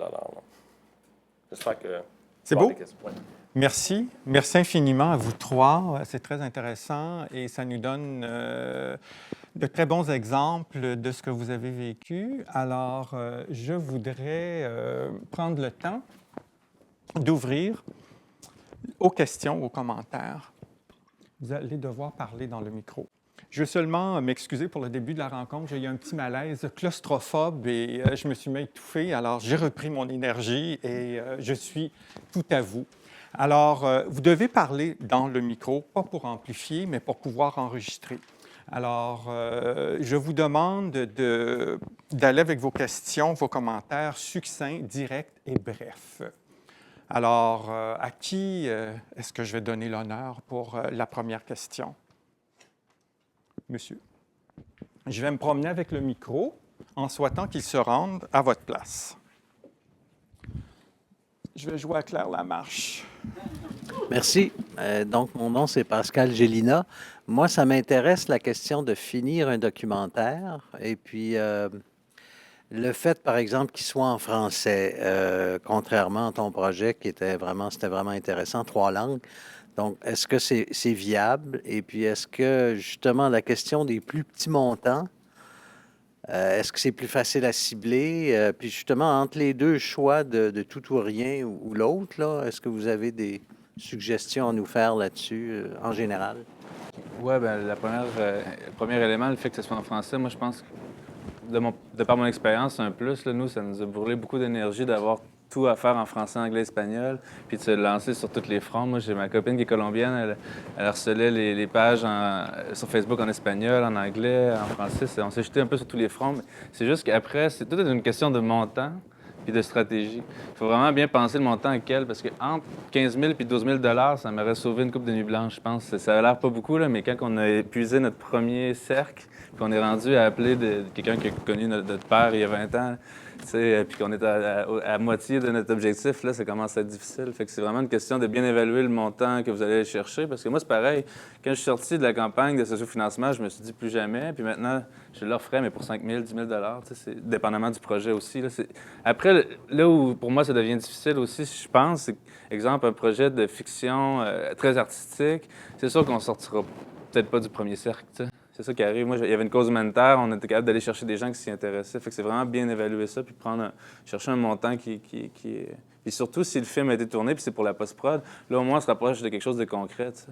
Parce que ce que les gens ont peur aussi, c'est de donner 5 000 $ ou 10 000 $ à quelqu'un, puis il va peut-être pas faire le film. C'est pour ça que souvent, si on est capable de convaincre nos proches, c'est déjà un bon début, parce que si on n'est pas capable de le faire, on ne sera jamais capable de... Puis eux, si vraiment ils tiennent à cœur, puis ils ont donné, ils deviennent des relais aussi, là. C'est vraiment intéressant, nous, de recevoir, à un moment donné, il y a des journées où est-ce qu'il n'y a pas de don, puis bim, il y a 500 $ qui vient d'une dame de Sept-Îles qui ne me connaît pas, puis qui est investie dans le projet. Fait que Ouais, Quand on a commencé à monter nos livrables qu'on allait faire, dans le fond, j'avais rien produit. Puis on avait des tuiles, des masques. Puis quand j'ai commencé à montrer les modèles, puis à montrer la fille qui faisait, puis ça l'intéressait plus les gens, à dire, de voir que ça va être vraiment fait, que c'était pas juste un titre genre masque. Vous aurez un masque. Non, c'était genre, c'est la fille qui le fait, puis ça, c'est le carton, puis ça ressemble à ça, puis ça va être cool. Puis si tu t'identifies à ça. Il y a des gens qui ont acheté des packages à 500$, puis ils achetaient comme 4 livres, l'achat des livres, des tuiles. Ils ne savaient même pas à quoi ça servait. Là. Tout ce qu'ils voulaient, sûrement, c'était l'objet. Fait qu'il y a des gens qui achètent beaucoup de produits finis ou l'idée que ça va être fini. J'ai quand même l'impression que la deuxième campagne que je ferai, j'arriverai avec des objets préfinis. Ou en tout cas, des objets promotionnels déjà faits, qui sont vus, qui sont même tenables. Voire même que je leur enverrai par la poste s'ils investissent leurs 25$. Je leur envoie un jeton quasiment tactile là, pour qu'ils puissent avoir le projet dans les mains puis quand ils pensent, ils peuvent envoyer une petite prière à Saint-Gabriel. Il y avait comme un côté un peu de croyance dans tout ça. Juste entre les deux approches, la dernière question. Ah, le momentum. Oui. Moi, j'ai investi dans le... Tout ou rien. Moi, c'est tout ou rien parce que c'est le momentum que ça me donnait. J'avais vraiment une idée claire du genre. Anyway, si j'ai pas 64 000$, c'est sûr que j'allais pas faire ce projet-là. Fait que ça, c'est différent peut-être de toi que tu finissais ton film. Moi, j'avais rien fait encore. J'avais juste l'histoire écrite puis des sketchs. Je mettais up la dev puis créer. En tout cas, on avait fait notre calcul puis c'était comme entre 164 000 et 64 000. On a dit, bon, on va aller chercher 64 000. Ça nous a quand même coûté 100 000 dans nos poches. Mais moi, j'ai fait all-in justement pour avoir le momentum, le feu au cul. Là. Est-ce que ça répond à votre question? Peut-être que, Audrey, est-ce que tu pourrais peut-être en profiter pour justement démontrer la différence entre les différentes plateformes et d'avoir tout ou rien ou avec Indiegogo ou Haricot et vous, qu'est-ce que vous offrez qui est différent et qui se distingue par rapport aux autres? Oui. Bien déjà, Jonathan, c'est ça? Jonathan? Oui. OK. Jonathan, quand il parle quand il dit que son projet, de toute façon, ne se serait pas fait, ou peut-être, ou sûrement pas fait s'il n'avait pas atteint son objectif, ça, c'est important de pouvoir évaluer avant de partir en sociofinancement, parce que si on part en campagne flexible, mais qu'on n'atteint pas l'objectif et qu'à la fin, on ne livre pas nos récompenses, ça, c'est plutôt grave. Parce que là, on vient quand même de miner sa crédibilité, et pas seulement auprès des communautés qu'on aura sollicitées pendant notre campagne, mais aussi sur le premier cercle, c'est pas grave, il nous excuse beaucoup de choses, mais le deuxième cercle et ainsi de suite. Donc, c'est important de savoir si on va réaliser le projet ou non. Et c'est ça qui va déterminer le type de campagne flexible ou tout ou rien. La différence entre Haricot et Indiegogo, par exemple, qui font du flexible, c'est que nous, on fait du flexible avec une ligne éditoriale. C'est-à-dire qu'Indiegogo, on peut mettre n'importe quoi là-dessus.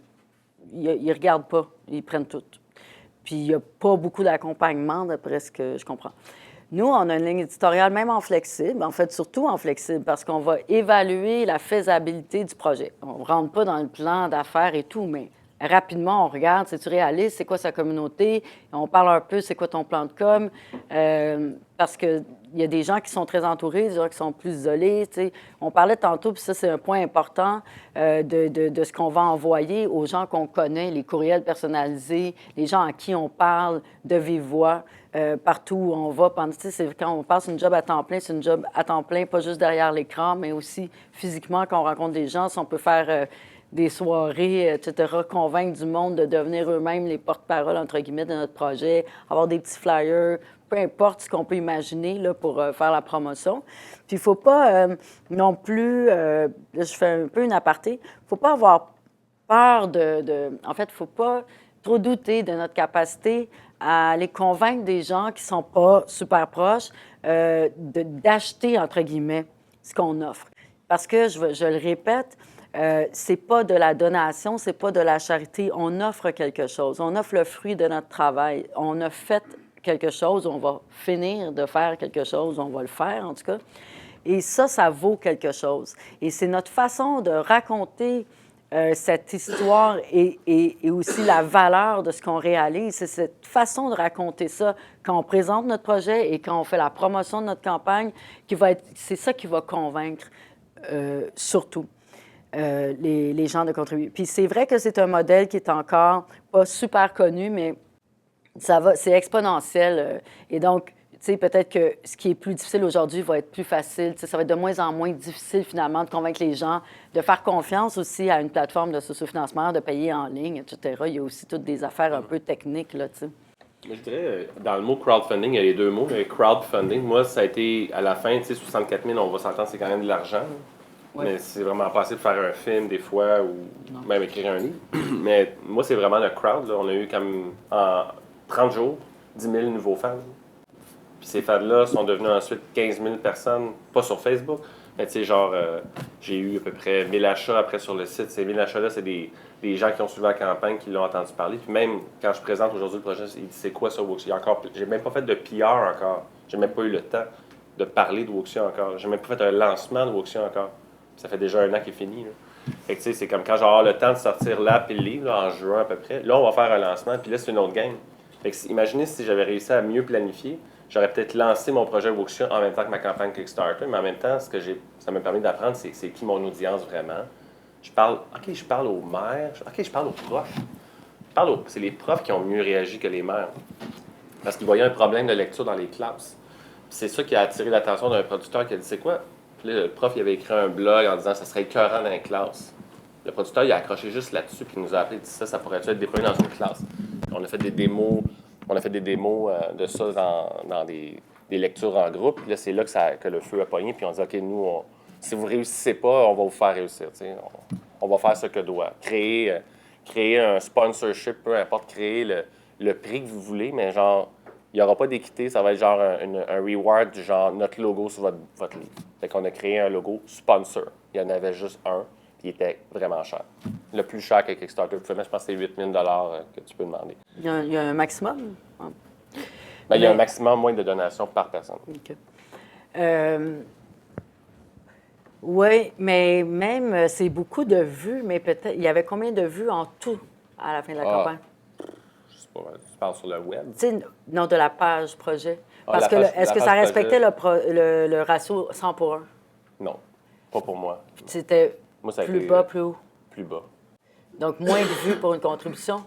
Okay, ça veut dire que le projet était très attirant. Il était très attirant. Les récompenses étaient probablement bien pensées. Non, ou c'est l'inverse? C'est l'inverse. Okay. C'est vraiment l'inverse. Mais je pense qu'il y a un truc qui affecte beaucoup aussi, ça dépend où est-ce que se passe ta campagne. Moi, les gens allaient généralement sur Kickstarter pour payer. Ils avaient déjà vu les vidéos sur Facebook, ils avaient déjà lu des articles sur Facebook, de la Presse Plus.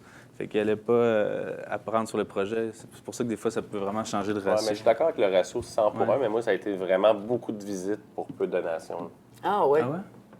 Ben, je veux dire, comme je t'ai dit, j'ai eu 10 000 personnes en tout, puis j'ai eu 310 donateurs. Fait que je fais le ratio, mettons 5. Mettons, je ferais 5 300.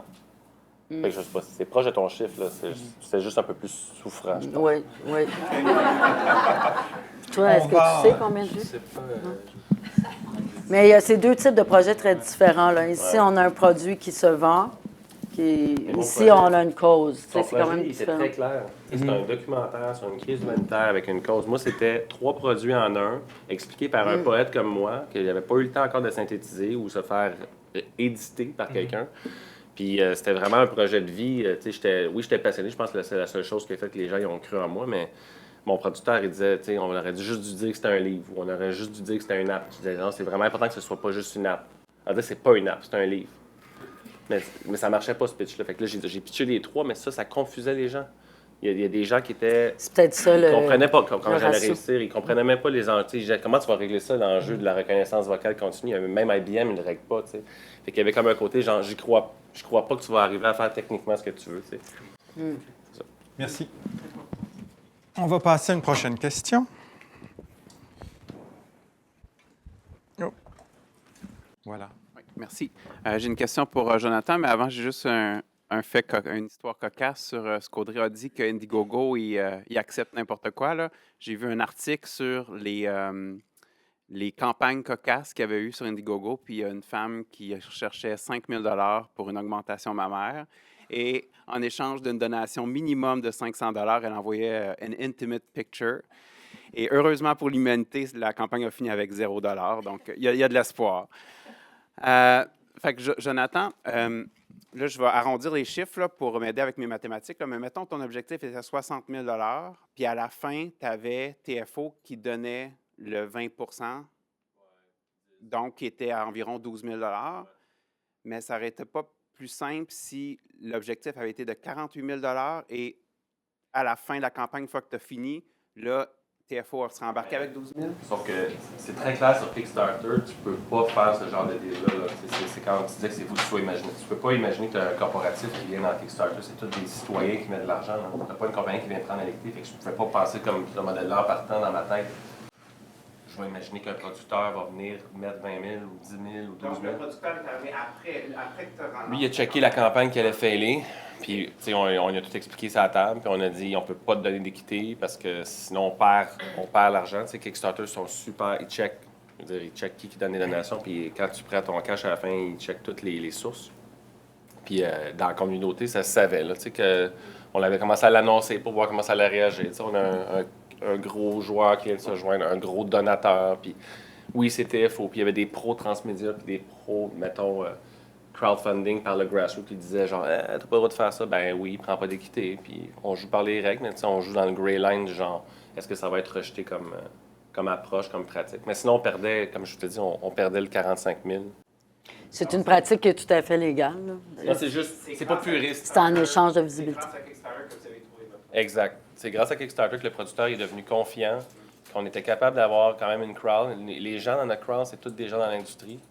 Fait que ça les rassurait qu'il y avait une vision quand même conséquente. Il y avait comme des enjeux technologiques qui les inquiétaient, mais comme je te dis, on a fait un démo. Dès que la campagne a été faite, on a pris 2 semaines, on a fait un démo avec la technologie Nuance, qui est utilisée sur série. On leur a tout de suite prouvé. Nuance, c'est beaucoup trop cher. Là. On ne pouvait pas utiliser Nuance parce qu'ils ne comprenaient pas le business model. Ça leur aurait coûté 1 million, ça aurait coûté 5 piastres par lecture. Mais on a pu faire notre démo tout de suite à TFO, leur montrer voici ce que ça va être. Puis ils sont tombés sur le cul, puis là, tout de suite après ça, ils sont allés voir déjà en partant, ils ont démarché pour aller chercher plus d'argent pour qu'on développe notre technologie à long terme. Là. Merci. Autre question? Vous êtes trop sage. Moi, j'en ai. Vous en avez des questions? OK, j'y rempresse. Je vais vers vous. Voilà. Oui, c'est ça. Il devait y avoir un élément dans la campagne qui aurait pu être ajouté. C'est-tu David Lahaye, là, le crabe dans la tête, ça? Oui, entre autres, oui. OK, c'est fort pas mal. J'ai écouté le film hier soir. Ah, c'est drôle. Bon, en tout cas, ça, c'est ma première question. OK. La deuxième question, c'est pour lui là-bas. J'aimerais ça le voir, ce produit-là, là, ce livre-là. On peut-tu le voir? Ou? Est-ce que tu veux venir et en montrer un extrait sur Internet? Ouais. Oui? OK. On va juste se déplacer. Veux-tu juste pas hijacker la rencontre? Non. Je crois que... L'autre question, c'était pour Nicolas. Vous voulez voir un démo du produit ou vous voulez voir le trailer? Le trailer? Pour nous informer, là. Ça, c'est le premier trailer qui est en ligne sur ton projet. Non, c'est juste pas. C'est seulement pour enregistrer. Ça devrait être encore là.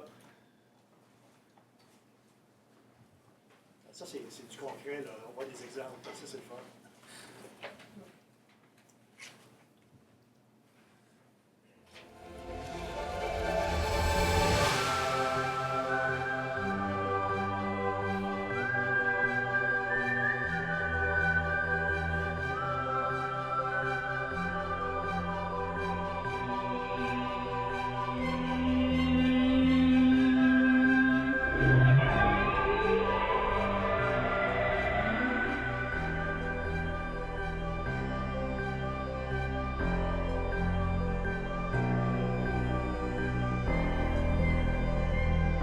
Hi, my name is Jonathan Bellil, and I'm going to tell you the story of Wuxia the Fox. It's a recollection of many dreams I had for 8 years now.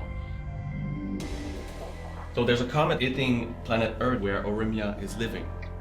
That leads her to follow the trail of a little fox called Wuxia, a very young fox that lost all his family. They will try to find the whale, Neoma, and make the human dream possible again.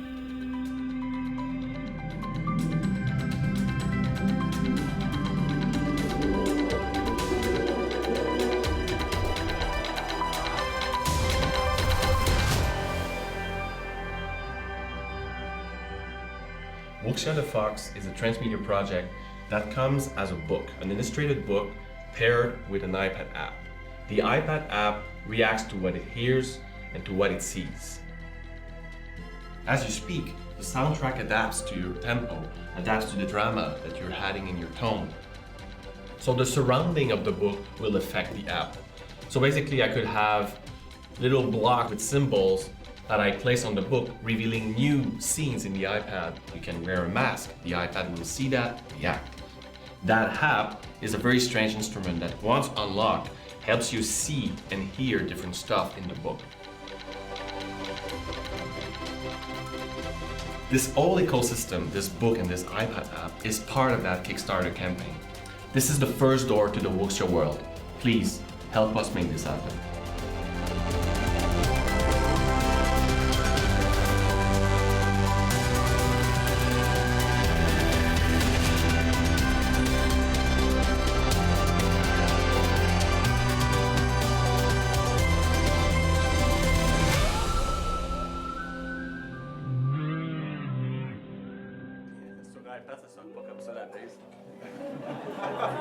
Ça, c'est en quelle année?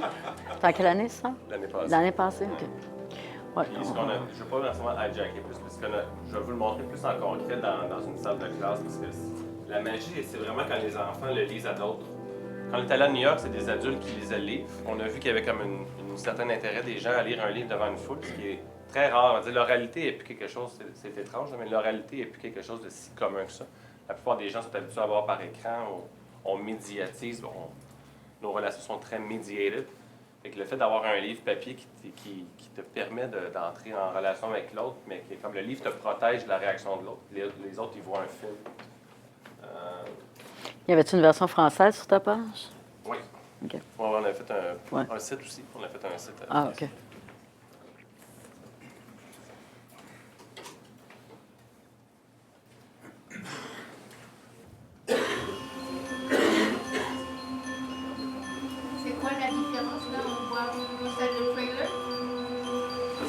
Quand on a fini le livre, on a présenté dans des écoles le démo pour voir comment les enfants réagissaient au livre et à l'expérience, pour essayer de voir, pourquoi ça a été si dur que ça, financer Wuxia, puis y a-t-il un marché finalement? Je suis juste un dreamer, puis j'ai eu de la chance. Y a-t-il un marché pour ça? Y a-t-il une demande réelle? J'ai eu de la luck finalement. On se demande.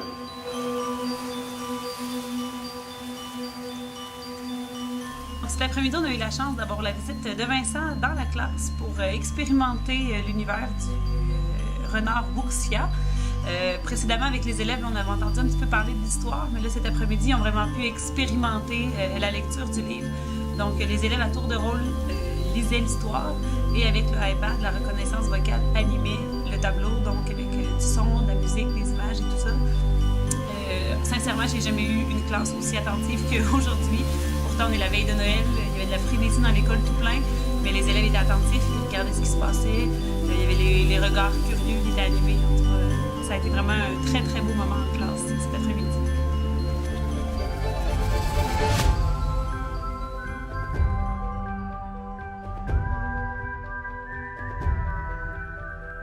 Donc, Wuxia, d'un point de vue pédagogique, dans une classe, c'est une petite merveille. Assurément là, pour donner le goût de la lecture ou conserver le goût de la lecture là, chez les jeunes. L'histoire est captivante, le vocabulaire est recherché. Aussi, ça donne la chance à l'élève de lire à voix haute. Dans ce cas-ci, c'est une expérience interactive, donc il y a un but. En plus de lire à voix haute, il y a la stimulation de voir l'application s'animer. Il y a une élève là, cet après-midi qui était un peu gênée, un peu timide en classe. Habituellement, elle ne veut pas trop lire parce qu'elle a des difficultés en lecture. Puis là, oups, elle a levé la main, elle est allée lire. Elle a même été très fière d'elle de voir que l'application pouvait reconnaître sa lecture. Dans son visage, là, ça valait tout l'or du monde de voir que cette petite fille-là, elle avait vraiment eu le plaisir de lire. C'était pas un fardeau, c'était vraiment de l'amusement.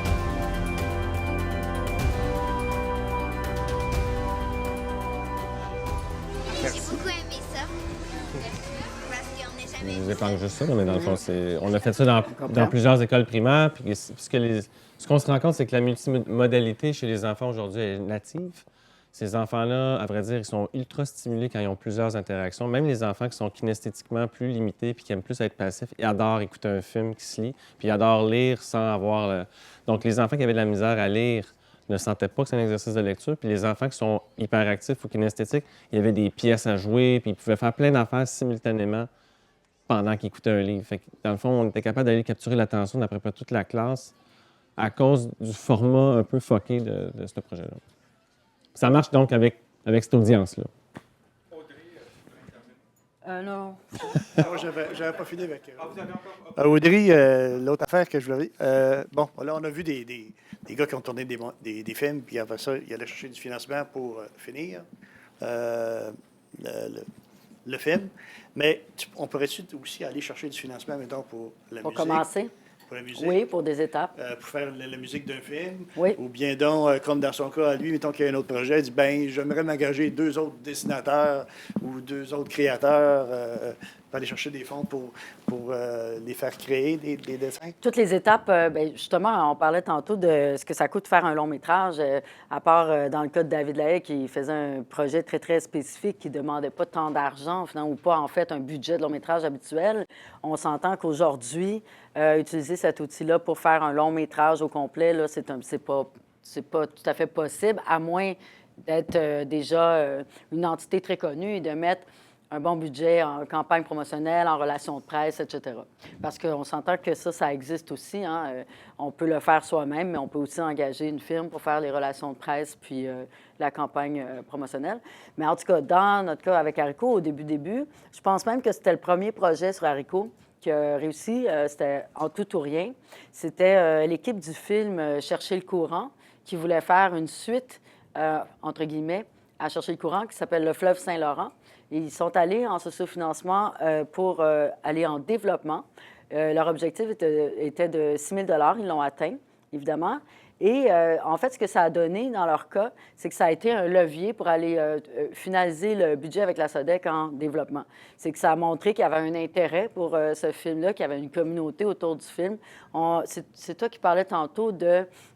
que ça nous permet aussi de tester, entre guillemets, notre marché. J'en ai moins parlé ici parce qu'on est en cinéma, ce qui est plus, disons, créatif. La plupart du temps, c'est des projets de création ou des documentaires, en tout cas. Donc, on teste moins un marché, malgré qu'il y en a toujours un. En tout cas, on a une clientèle cible. Et effectivement, le sociofinancement permet de tester ça ou de juste tester, est-ce que mon projet est clair? Est-ce que je m'explique bien? Tu sais, souvent...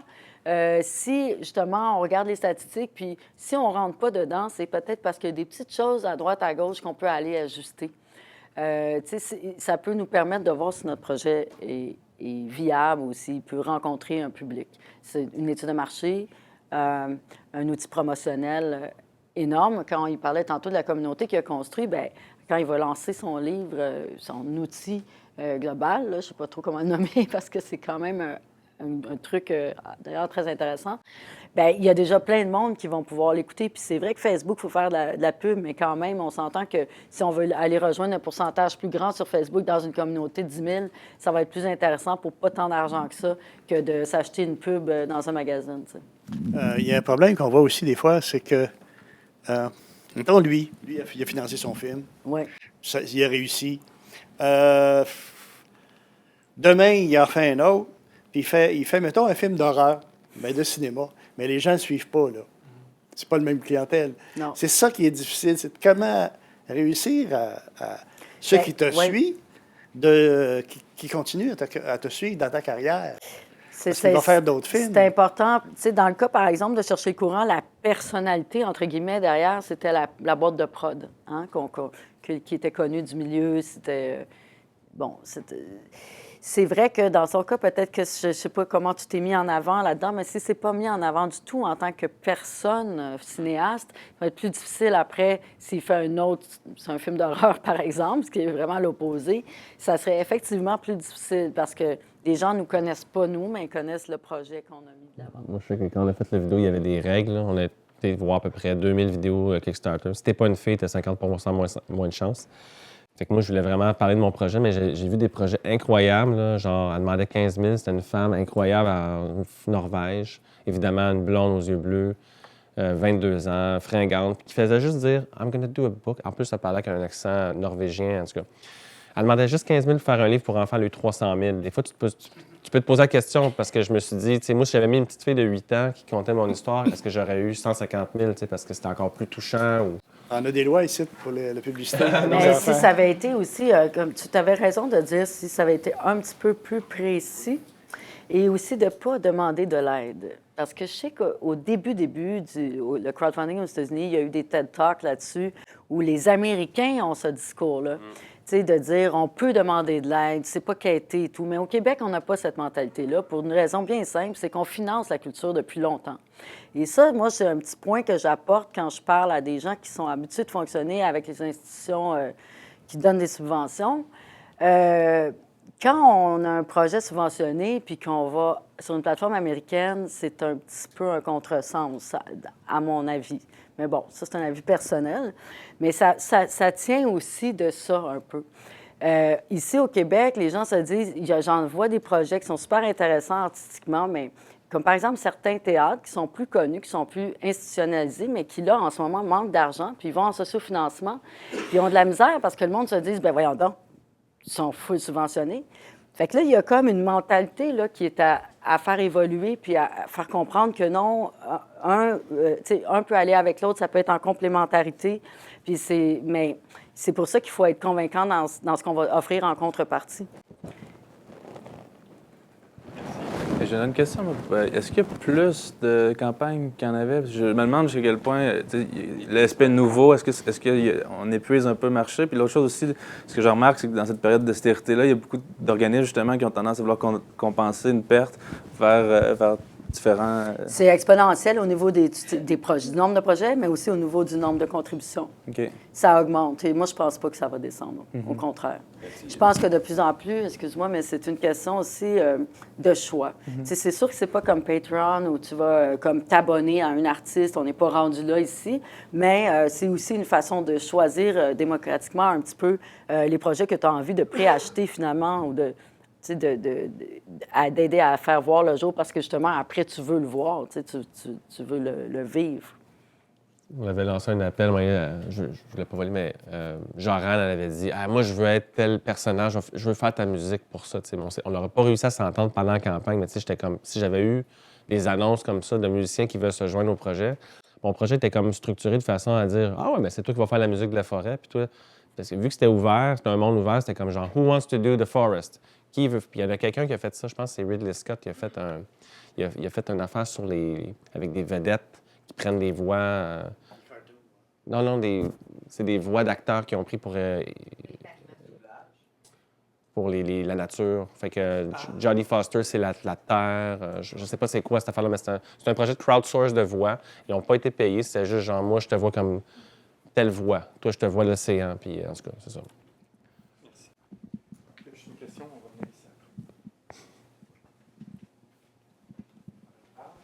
C'est une question pour Audrey, mais ça pourrait aussi se adresser aux autres. Parler du type de matériel visuel qui doit aller sur le site de Crowdsource Funding et aussi parce que je vois qu'il y a 2 ou 3 différents types il y a le démo, il y a le trailer, mais il y a aussi qu'est-ce qui va sur Haricot, quelles sont les composantes, y a-t-il une durée quand on doit présenter son projet et aussi montrer comme des clips qui attirent? Idéalement, on fait un démo qui est très court, d'environ, je dirais que 2 minutes, c'est le gros maximum. Si c'est 1 minute 30, c'est mieux. Mais ça ne nous empêche pas d'avoir une version plus longue qu'on va mettre plus bas dans la page. Mais disons que quand on arrive, là, la vidéo de présentation est plus courte.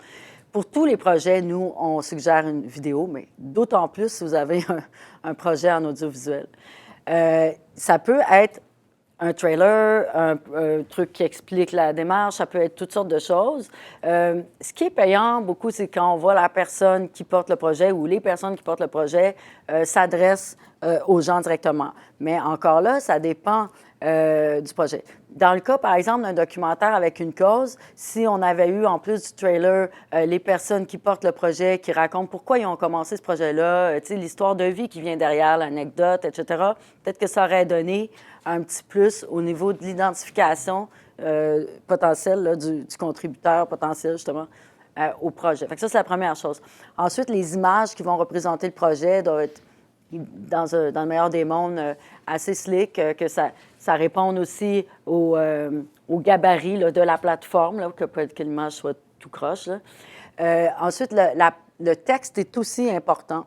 Il faut qu'il soit bien séparé en sous-titres avec des listes, des paragraphes pas trop longs, ou utiliser un langage très web, finalement, facile à lire en diagonale avec des titres, et où on explique bien qui on est, c'est quoi notre projet, à quoi vont servir les contributions, qui sont les membres de l'équipe, le porteur, les porteurs et les membres de l'équipe. Plus on a de stock, mieux que c'est. Parce que rendu là, c'est pas grave. Les gens qui vont aller voir ça, c'est ceux qui sont vraiment intéressés, puis plus tu leur en donnes, mieux que c'est.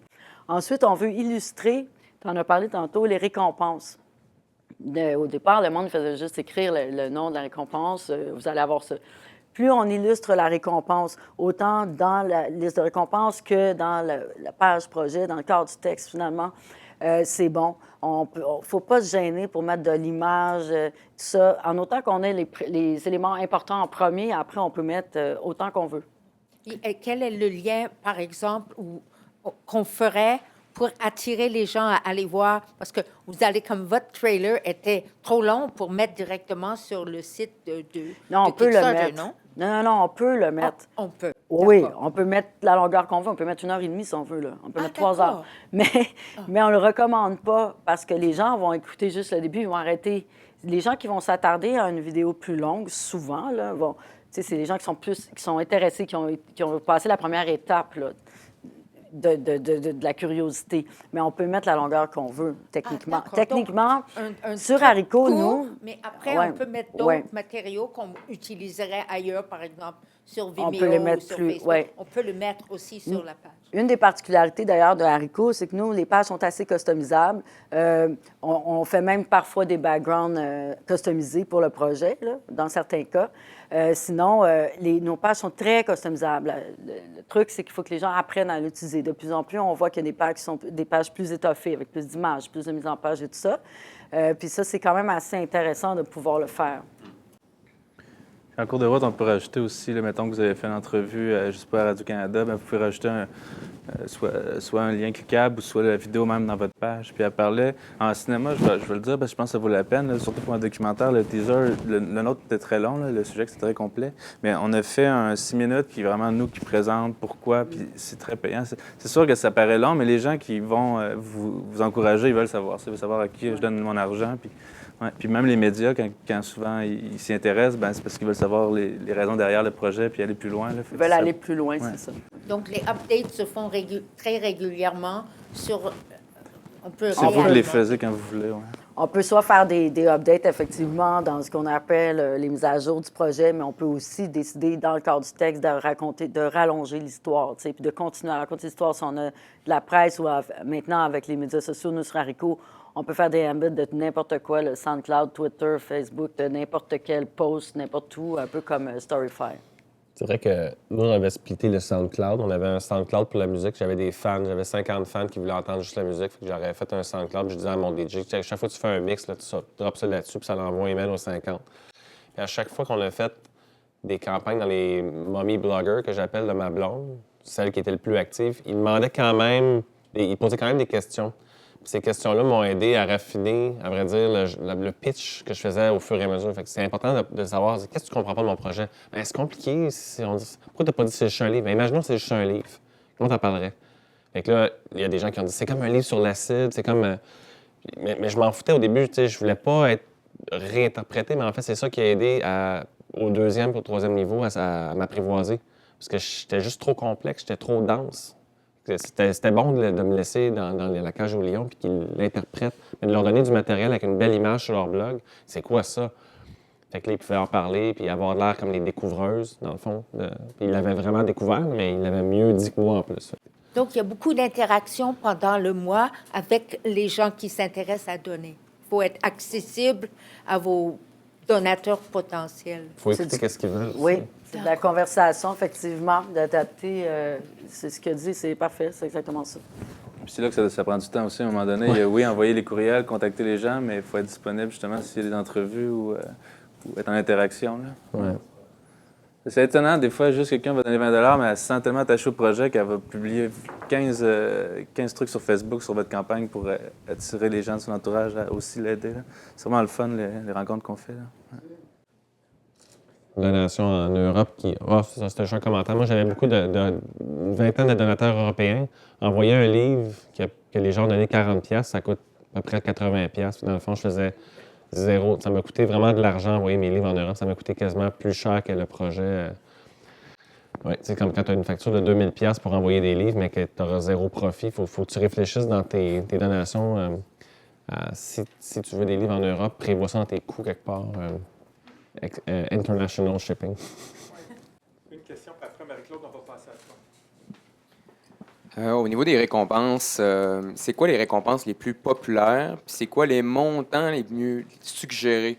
Comme un DVD, c'est-tu du 10, 20, 30? Jusqu'où les gens sont prêts à donner pour quel genre de récompense? La moyenne de contribution au Québec, c'est entre 40 et 60 $. Puis, parfois, ça peut aller pour certains projets jusqu'à 80, mais on parle... C'est plus rare, puis c'est un type de projet qui va être très spécialisé.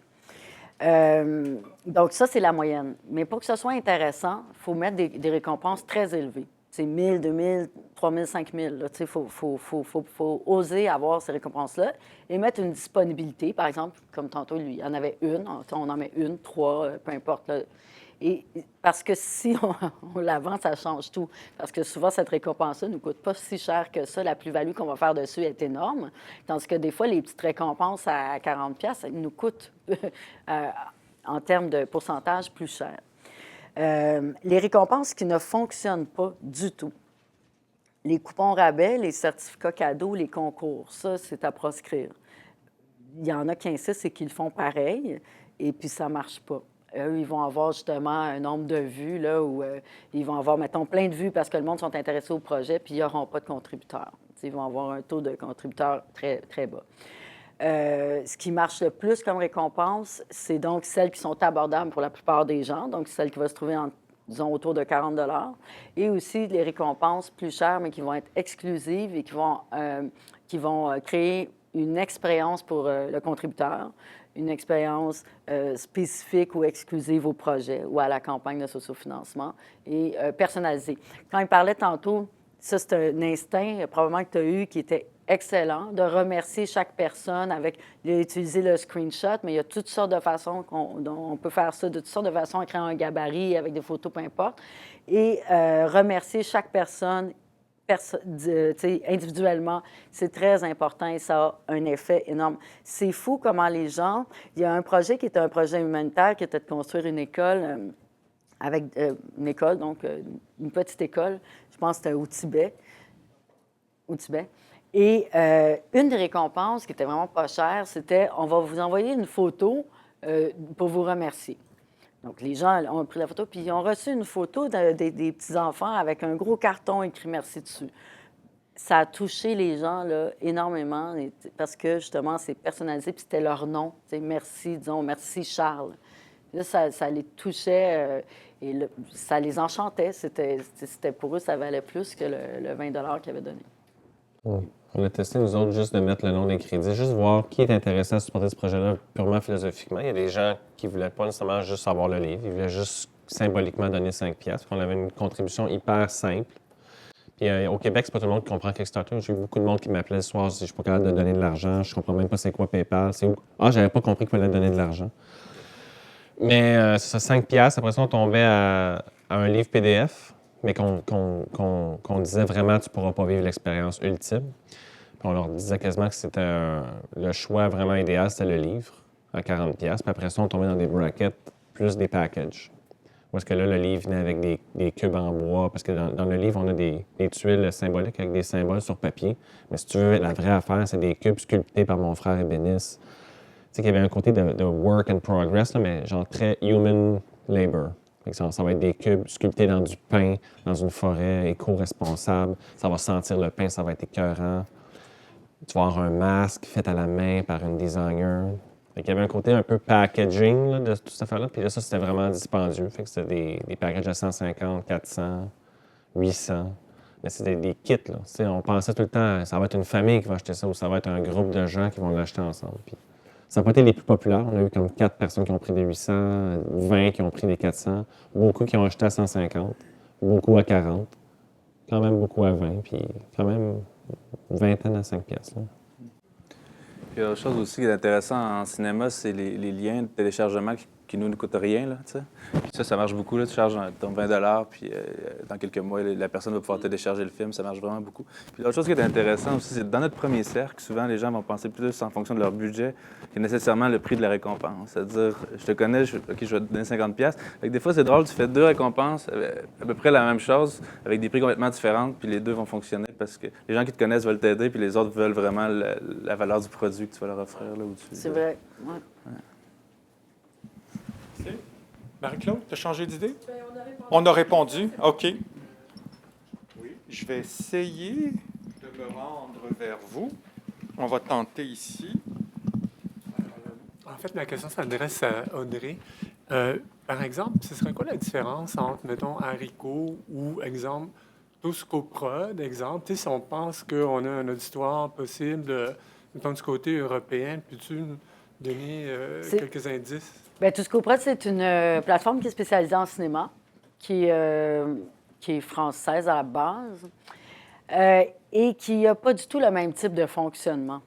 Tu sais, Haricot, c'est une plateforme généraliste, c'est comme un peu où tout type de projet est accepté, où on est dans un cadre de liberté, je dirais, presque totale, à partir du moment où on est accepté, évidemment, sur la plateforme. Toscoprod, c'est un processus un petit peu plus pointu, puis vraiment spécialisé en cinéma. C'est vraiment l'essentiel de la différence là, dont je peux discuter. Fait qu'il n'y aura pas de projet de livre ou que ça sur Toscoprod? Bien, pas à ma connaissance. Parce que ça ne cadrerait pas dans... En fait, aussi, bien, il y a un autre truc qui est important quand même, c'est que quand ils ont commencé Toscoprod, en fait, le Toscoprod français, la plateforme française, c'est pas le même modèle d'affaires. C'est que Toscoprod, c'est que les gens deviennent coproducteurs du film. C'est comme une part producteur, mais c'est une façon de parler plus qu'autre chose parce que c'est une part producteur qui vient surtout avec des perks, mais c'est illégal. Ce modèle-là spécifique est illégal au Québec en ce moment et au Canada. Il est en train d'être légiféré là, par l'AMF et tout ça, mais on n'est pas vraiment rendu dans... on a même, avant qu'on passe les essais-erreurs, etc., ça va prendre un peu de temps. Ce qui fait que ce qu'ils font, c'est qu'il y a comme une espèce d'association avec un bureau de Montréal, s'ils sont encore à Montréal, je n'ai pas vu dernièrement. Et là, ils choisissent des projets. Et là, c'est comme si Toscoprod devenait comme coproducteur, puis eux, ils ont le droit de le mettre sur la plateforme. Puis en tout cas, c'est un petit peu complexe là, comme processus. Une autre question aussi. Tu sais, quand on constate les expériences de Jonathan puis Nicolas, c'est ça? Tu sais, ça a l'air à être vraiment quand même assez exigeant là, au niveau de l'engagement. Puis... mettons, vous, à Haricot, est-ce que vous fournissez, tu sais, comme un certain encadrement ou des, mettons, pour peut-être éviter ou pallier là, au manque d'expérience? Moi, j'ai juste fait le choix fou de le faire seul. Tu sais, sincèrement, la prochaine fois, je vais le faire à 4. Je vais en parler avec mes amis une semaine à l'avance, genre, parce qu'il faut que tu avertisses tes amis que tu fais ça, là. Tu sais, tout le monde dit un jour, Jonathan va faire workshop, un jour va faire. Puis là, on va aller 5 jours avant. Hey, je sors ma campagne Kickstarter, n'oubliez pas de venir dans 5 jours. Il faut quasiment que tu rappelles à tes amis. Mais j'aurais dû avoir juste 4 amis, leur dire, tu peux-tu débloquer une semaine cette semaine? Je vais avoir besoin de toi cette semaine. La prochaine fois, je le sais, je vais avoir un PR quasiment responsable avec moi pendant au moins les 2 premières semaines pour tout capturer les choses que je fais pas. Mais j'irais plus loin que ça, là, dans le sens, moi, c'est plus qu'une semaine. Là. Nous autres, on conseille 1 mois là, de préparation au niveau d'établir le plan de com puis de trouver nos ambassadeurs, ce qu'ils appellent ses amis. Ce qui peuvent prendre différentes formes. Oui, effectivement, à Haricot, on offre un accompagnement sur le plan de la présentation, comme je disais au départ, mais aussi sur le plan de la diffusion de la communication. Donc, il y a une conversation qui s'installe. On envoie certains outils de base. Et puis, plus le projet est, je dirais, ambitieux ou plus le projet nous demande conseil, là, plus on en donne finalement. Tu sais. Mais... je veux dire, est-ce que, par exemple, tu sais, les termes buzz, tu sais, comme un gestionnaire de comptes de médias sociaux, des trucs comme ça, je veux dire, c'est quoi le service que vous ou l'encadrement que vous pouvez offrir par rapport à avoir quelqu'un qui est vraiment spécialisé Dédié. pour vos services. Là, tu sais, Ça, c'est pas la plateforme qui l'offre. On veut éventuellement ouvrir des packages, mais là, ça va coûter plus cher. Là, tu sais. Bon. Pour l'instant, il y a des firmes qui l'offrent, là, mais sans vouloir me vendre mon autre compagnie, mais oui, ça existe. Mais en même temps, ça vaut peut-être la peine de mettre le temps parce que, tu sais, si vous payez un gestionnaire de communauté ou une firme de relations publiques, ou tout ça, c'est peut-être mieux d'aller dans les cercles d'amis parce que si ça vous coûte trop d'argent pour faire votre campagne, à la fin, vous n'aurez pas de profit, vous n'aurez pas de l'argent que vous avez besoin là, pour faire votre projet. Ça, en tout cas, pour l'instant. À moins que le premier but de votre campagne soit de faire de la promotion puis faire connaître votre projet, puis vous voulez utiliser justement le web, les médias sociaux, pour faire de la promotion, là, ça peut valoir la peine parce que, bon, du même coup, vous allez aussi faire de l'argent. Mais disons que je recommanderais d'essayer de se débrouiller seul, mais effectivement, oui, il y a des firmes qui le font, qui font différentes étapes et qui font tout. Moi, je te dirais même, juste par conseil, du grassroots, ça fonctionne super bien au début. Mais si tu fais une campagne Facebook, là, tu vas chercher 10 000 personnes dans ton 3e niveau que tu n'as jamais parlé. Quand ils vont recevoir la pub, ils vont la voir, c'est sûr. Tu as 10 000 vues. Ils vont demander la recommandation. Tu as entendu parler de ça au Wuxia. Si son 2e niveau, il dit non, ça se peut qu'il ne l'ait pas entendu. Toi, tu n'as pas encore montré à ton 2e niveau. Là. Fait qu'il y a plein de monde dans leur 3e, 4e niveau qui voit ta pub. Wuxia. T'en as-tu parlé avec quelqu'un? Non? Dismiss. Fait que c'est la même chose pour les mass médias. Les mass médias sont venus tard. Ils sont venus quand j'avais assez de buzz puis que j'avais eu déjà 5000 vues. Puis là, ils ont dit qu'il y avait un buzz dans les réseaux sociaux. Puis là, ils ont fait un topo là-dessus. Fait que j'ai comme l'impression qu'il faut que tu fasses un peu les deux en même temps. Tu peux pas juste engager un gestionnaire et dire « Fais-moi une campagne Facebook ». Il faut aussi que tu y ailles grassroots, que tu aies des très bonnes conversations puis que tu aies parti un feu dans la tête, au moins 50 fans forts qui vont dire « Wow, je vais en parler à mes amis ». Puis... Il faut du contenu, surtout. Ouais. Il y a des trucs, des fois, si vous avez des contacts dans les médias, c'est bon de tâter le pouls avant parce qu'on a toujours l'impression que tout le monde va embarquer, mais il y a des lignes éditoriales qui font que les projets, des fois, ils ne peuvent pas en parler non plus. Il y a des trucs qu'on peut vérifier à l'avance parce qu'une fois qu'on a choisi nos prix puis le montant qu'on veut demander, on ne peut plus reculer, on ne peut plus retourner en arrière. Souvent, ça prend une semaine qu'on sait si ça va marcher ou pas, mais là, on ne peut pas changer le prix des récompenses, on ne peut pas changer le prix non plus de ce qu'on demande, fait qu'on est pris avec ça. Là. Ouais. C'est vrai. Les choses changent. Ouais. Mes 2 enfants, ils ne regardent même pas TV. Ma mère, à 84 ans, elle surfe. Mais sauf qu'elle regarde moins la télévision. C'est une chose à prendre en considération aussi, c'est qui notre premier cercle. T'sais? À 84 ans, c'est pas pire. Ouais, parce que c'est vrai que nous, on a dû faire un fascicule PDF pour expliquer comment donner un don. Là, parce que dans les réseaux de ma mère, il y avait beaucoup de gens qui voulaient aider, mais ils n'étaient pas familiers avec ça. Là. Ça prend en considération. C'est vrai. Je crois que nous avons fait le tour. Merci. Je crois que vous êtes tous maintenant un public des futurs utilisateurs sociofinancement bien avertis. Vous allez probablement tous arriver chez vous ce soir et vous lancer une campagne de financement ou débuter du moins parce que dites-vous que vous avez 2 mois à ne pas dormir et à travailler à temps plein en amont et durant. Mais ça vaut la peine. Alors, les 3 panélistes, je vous remercie beaucoup. Et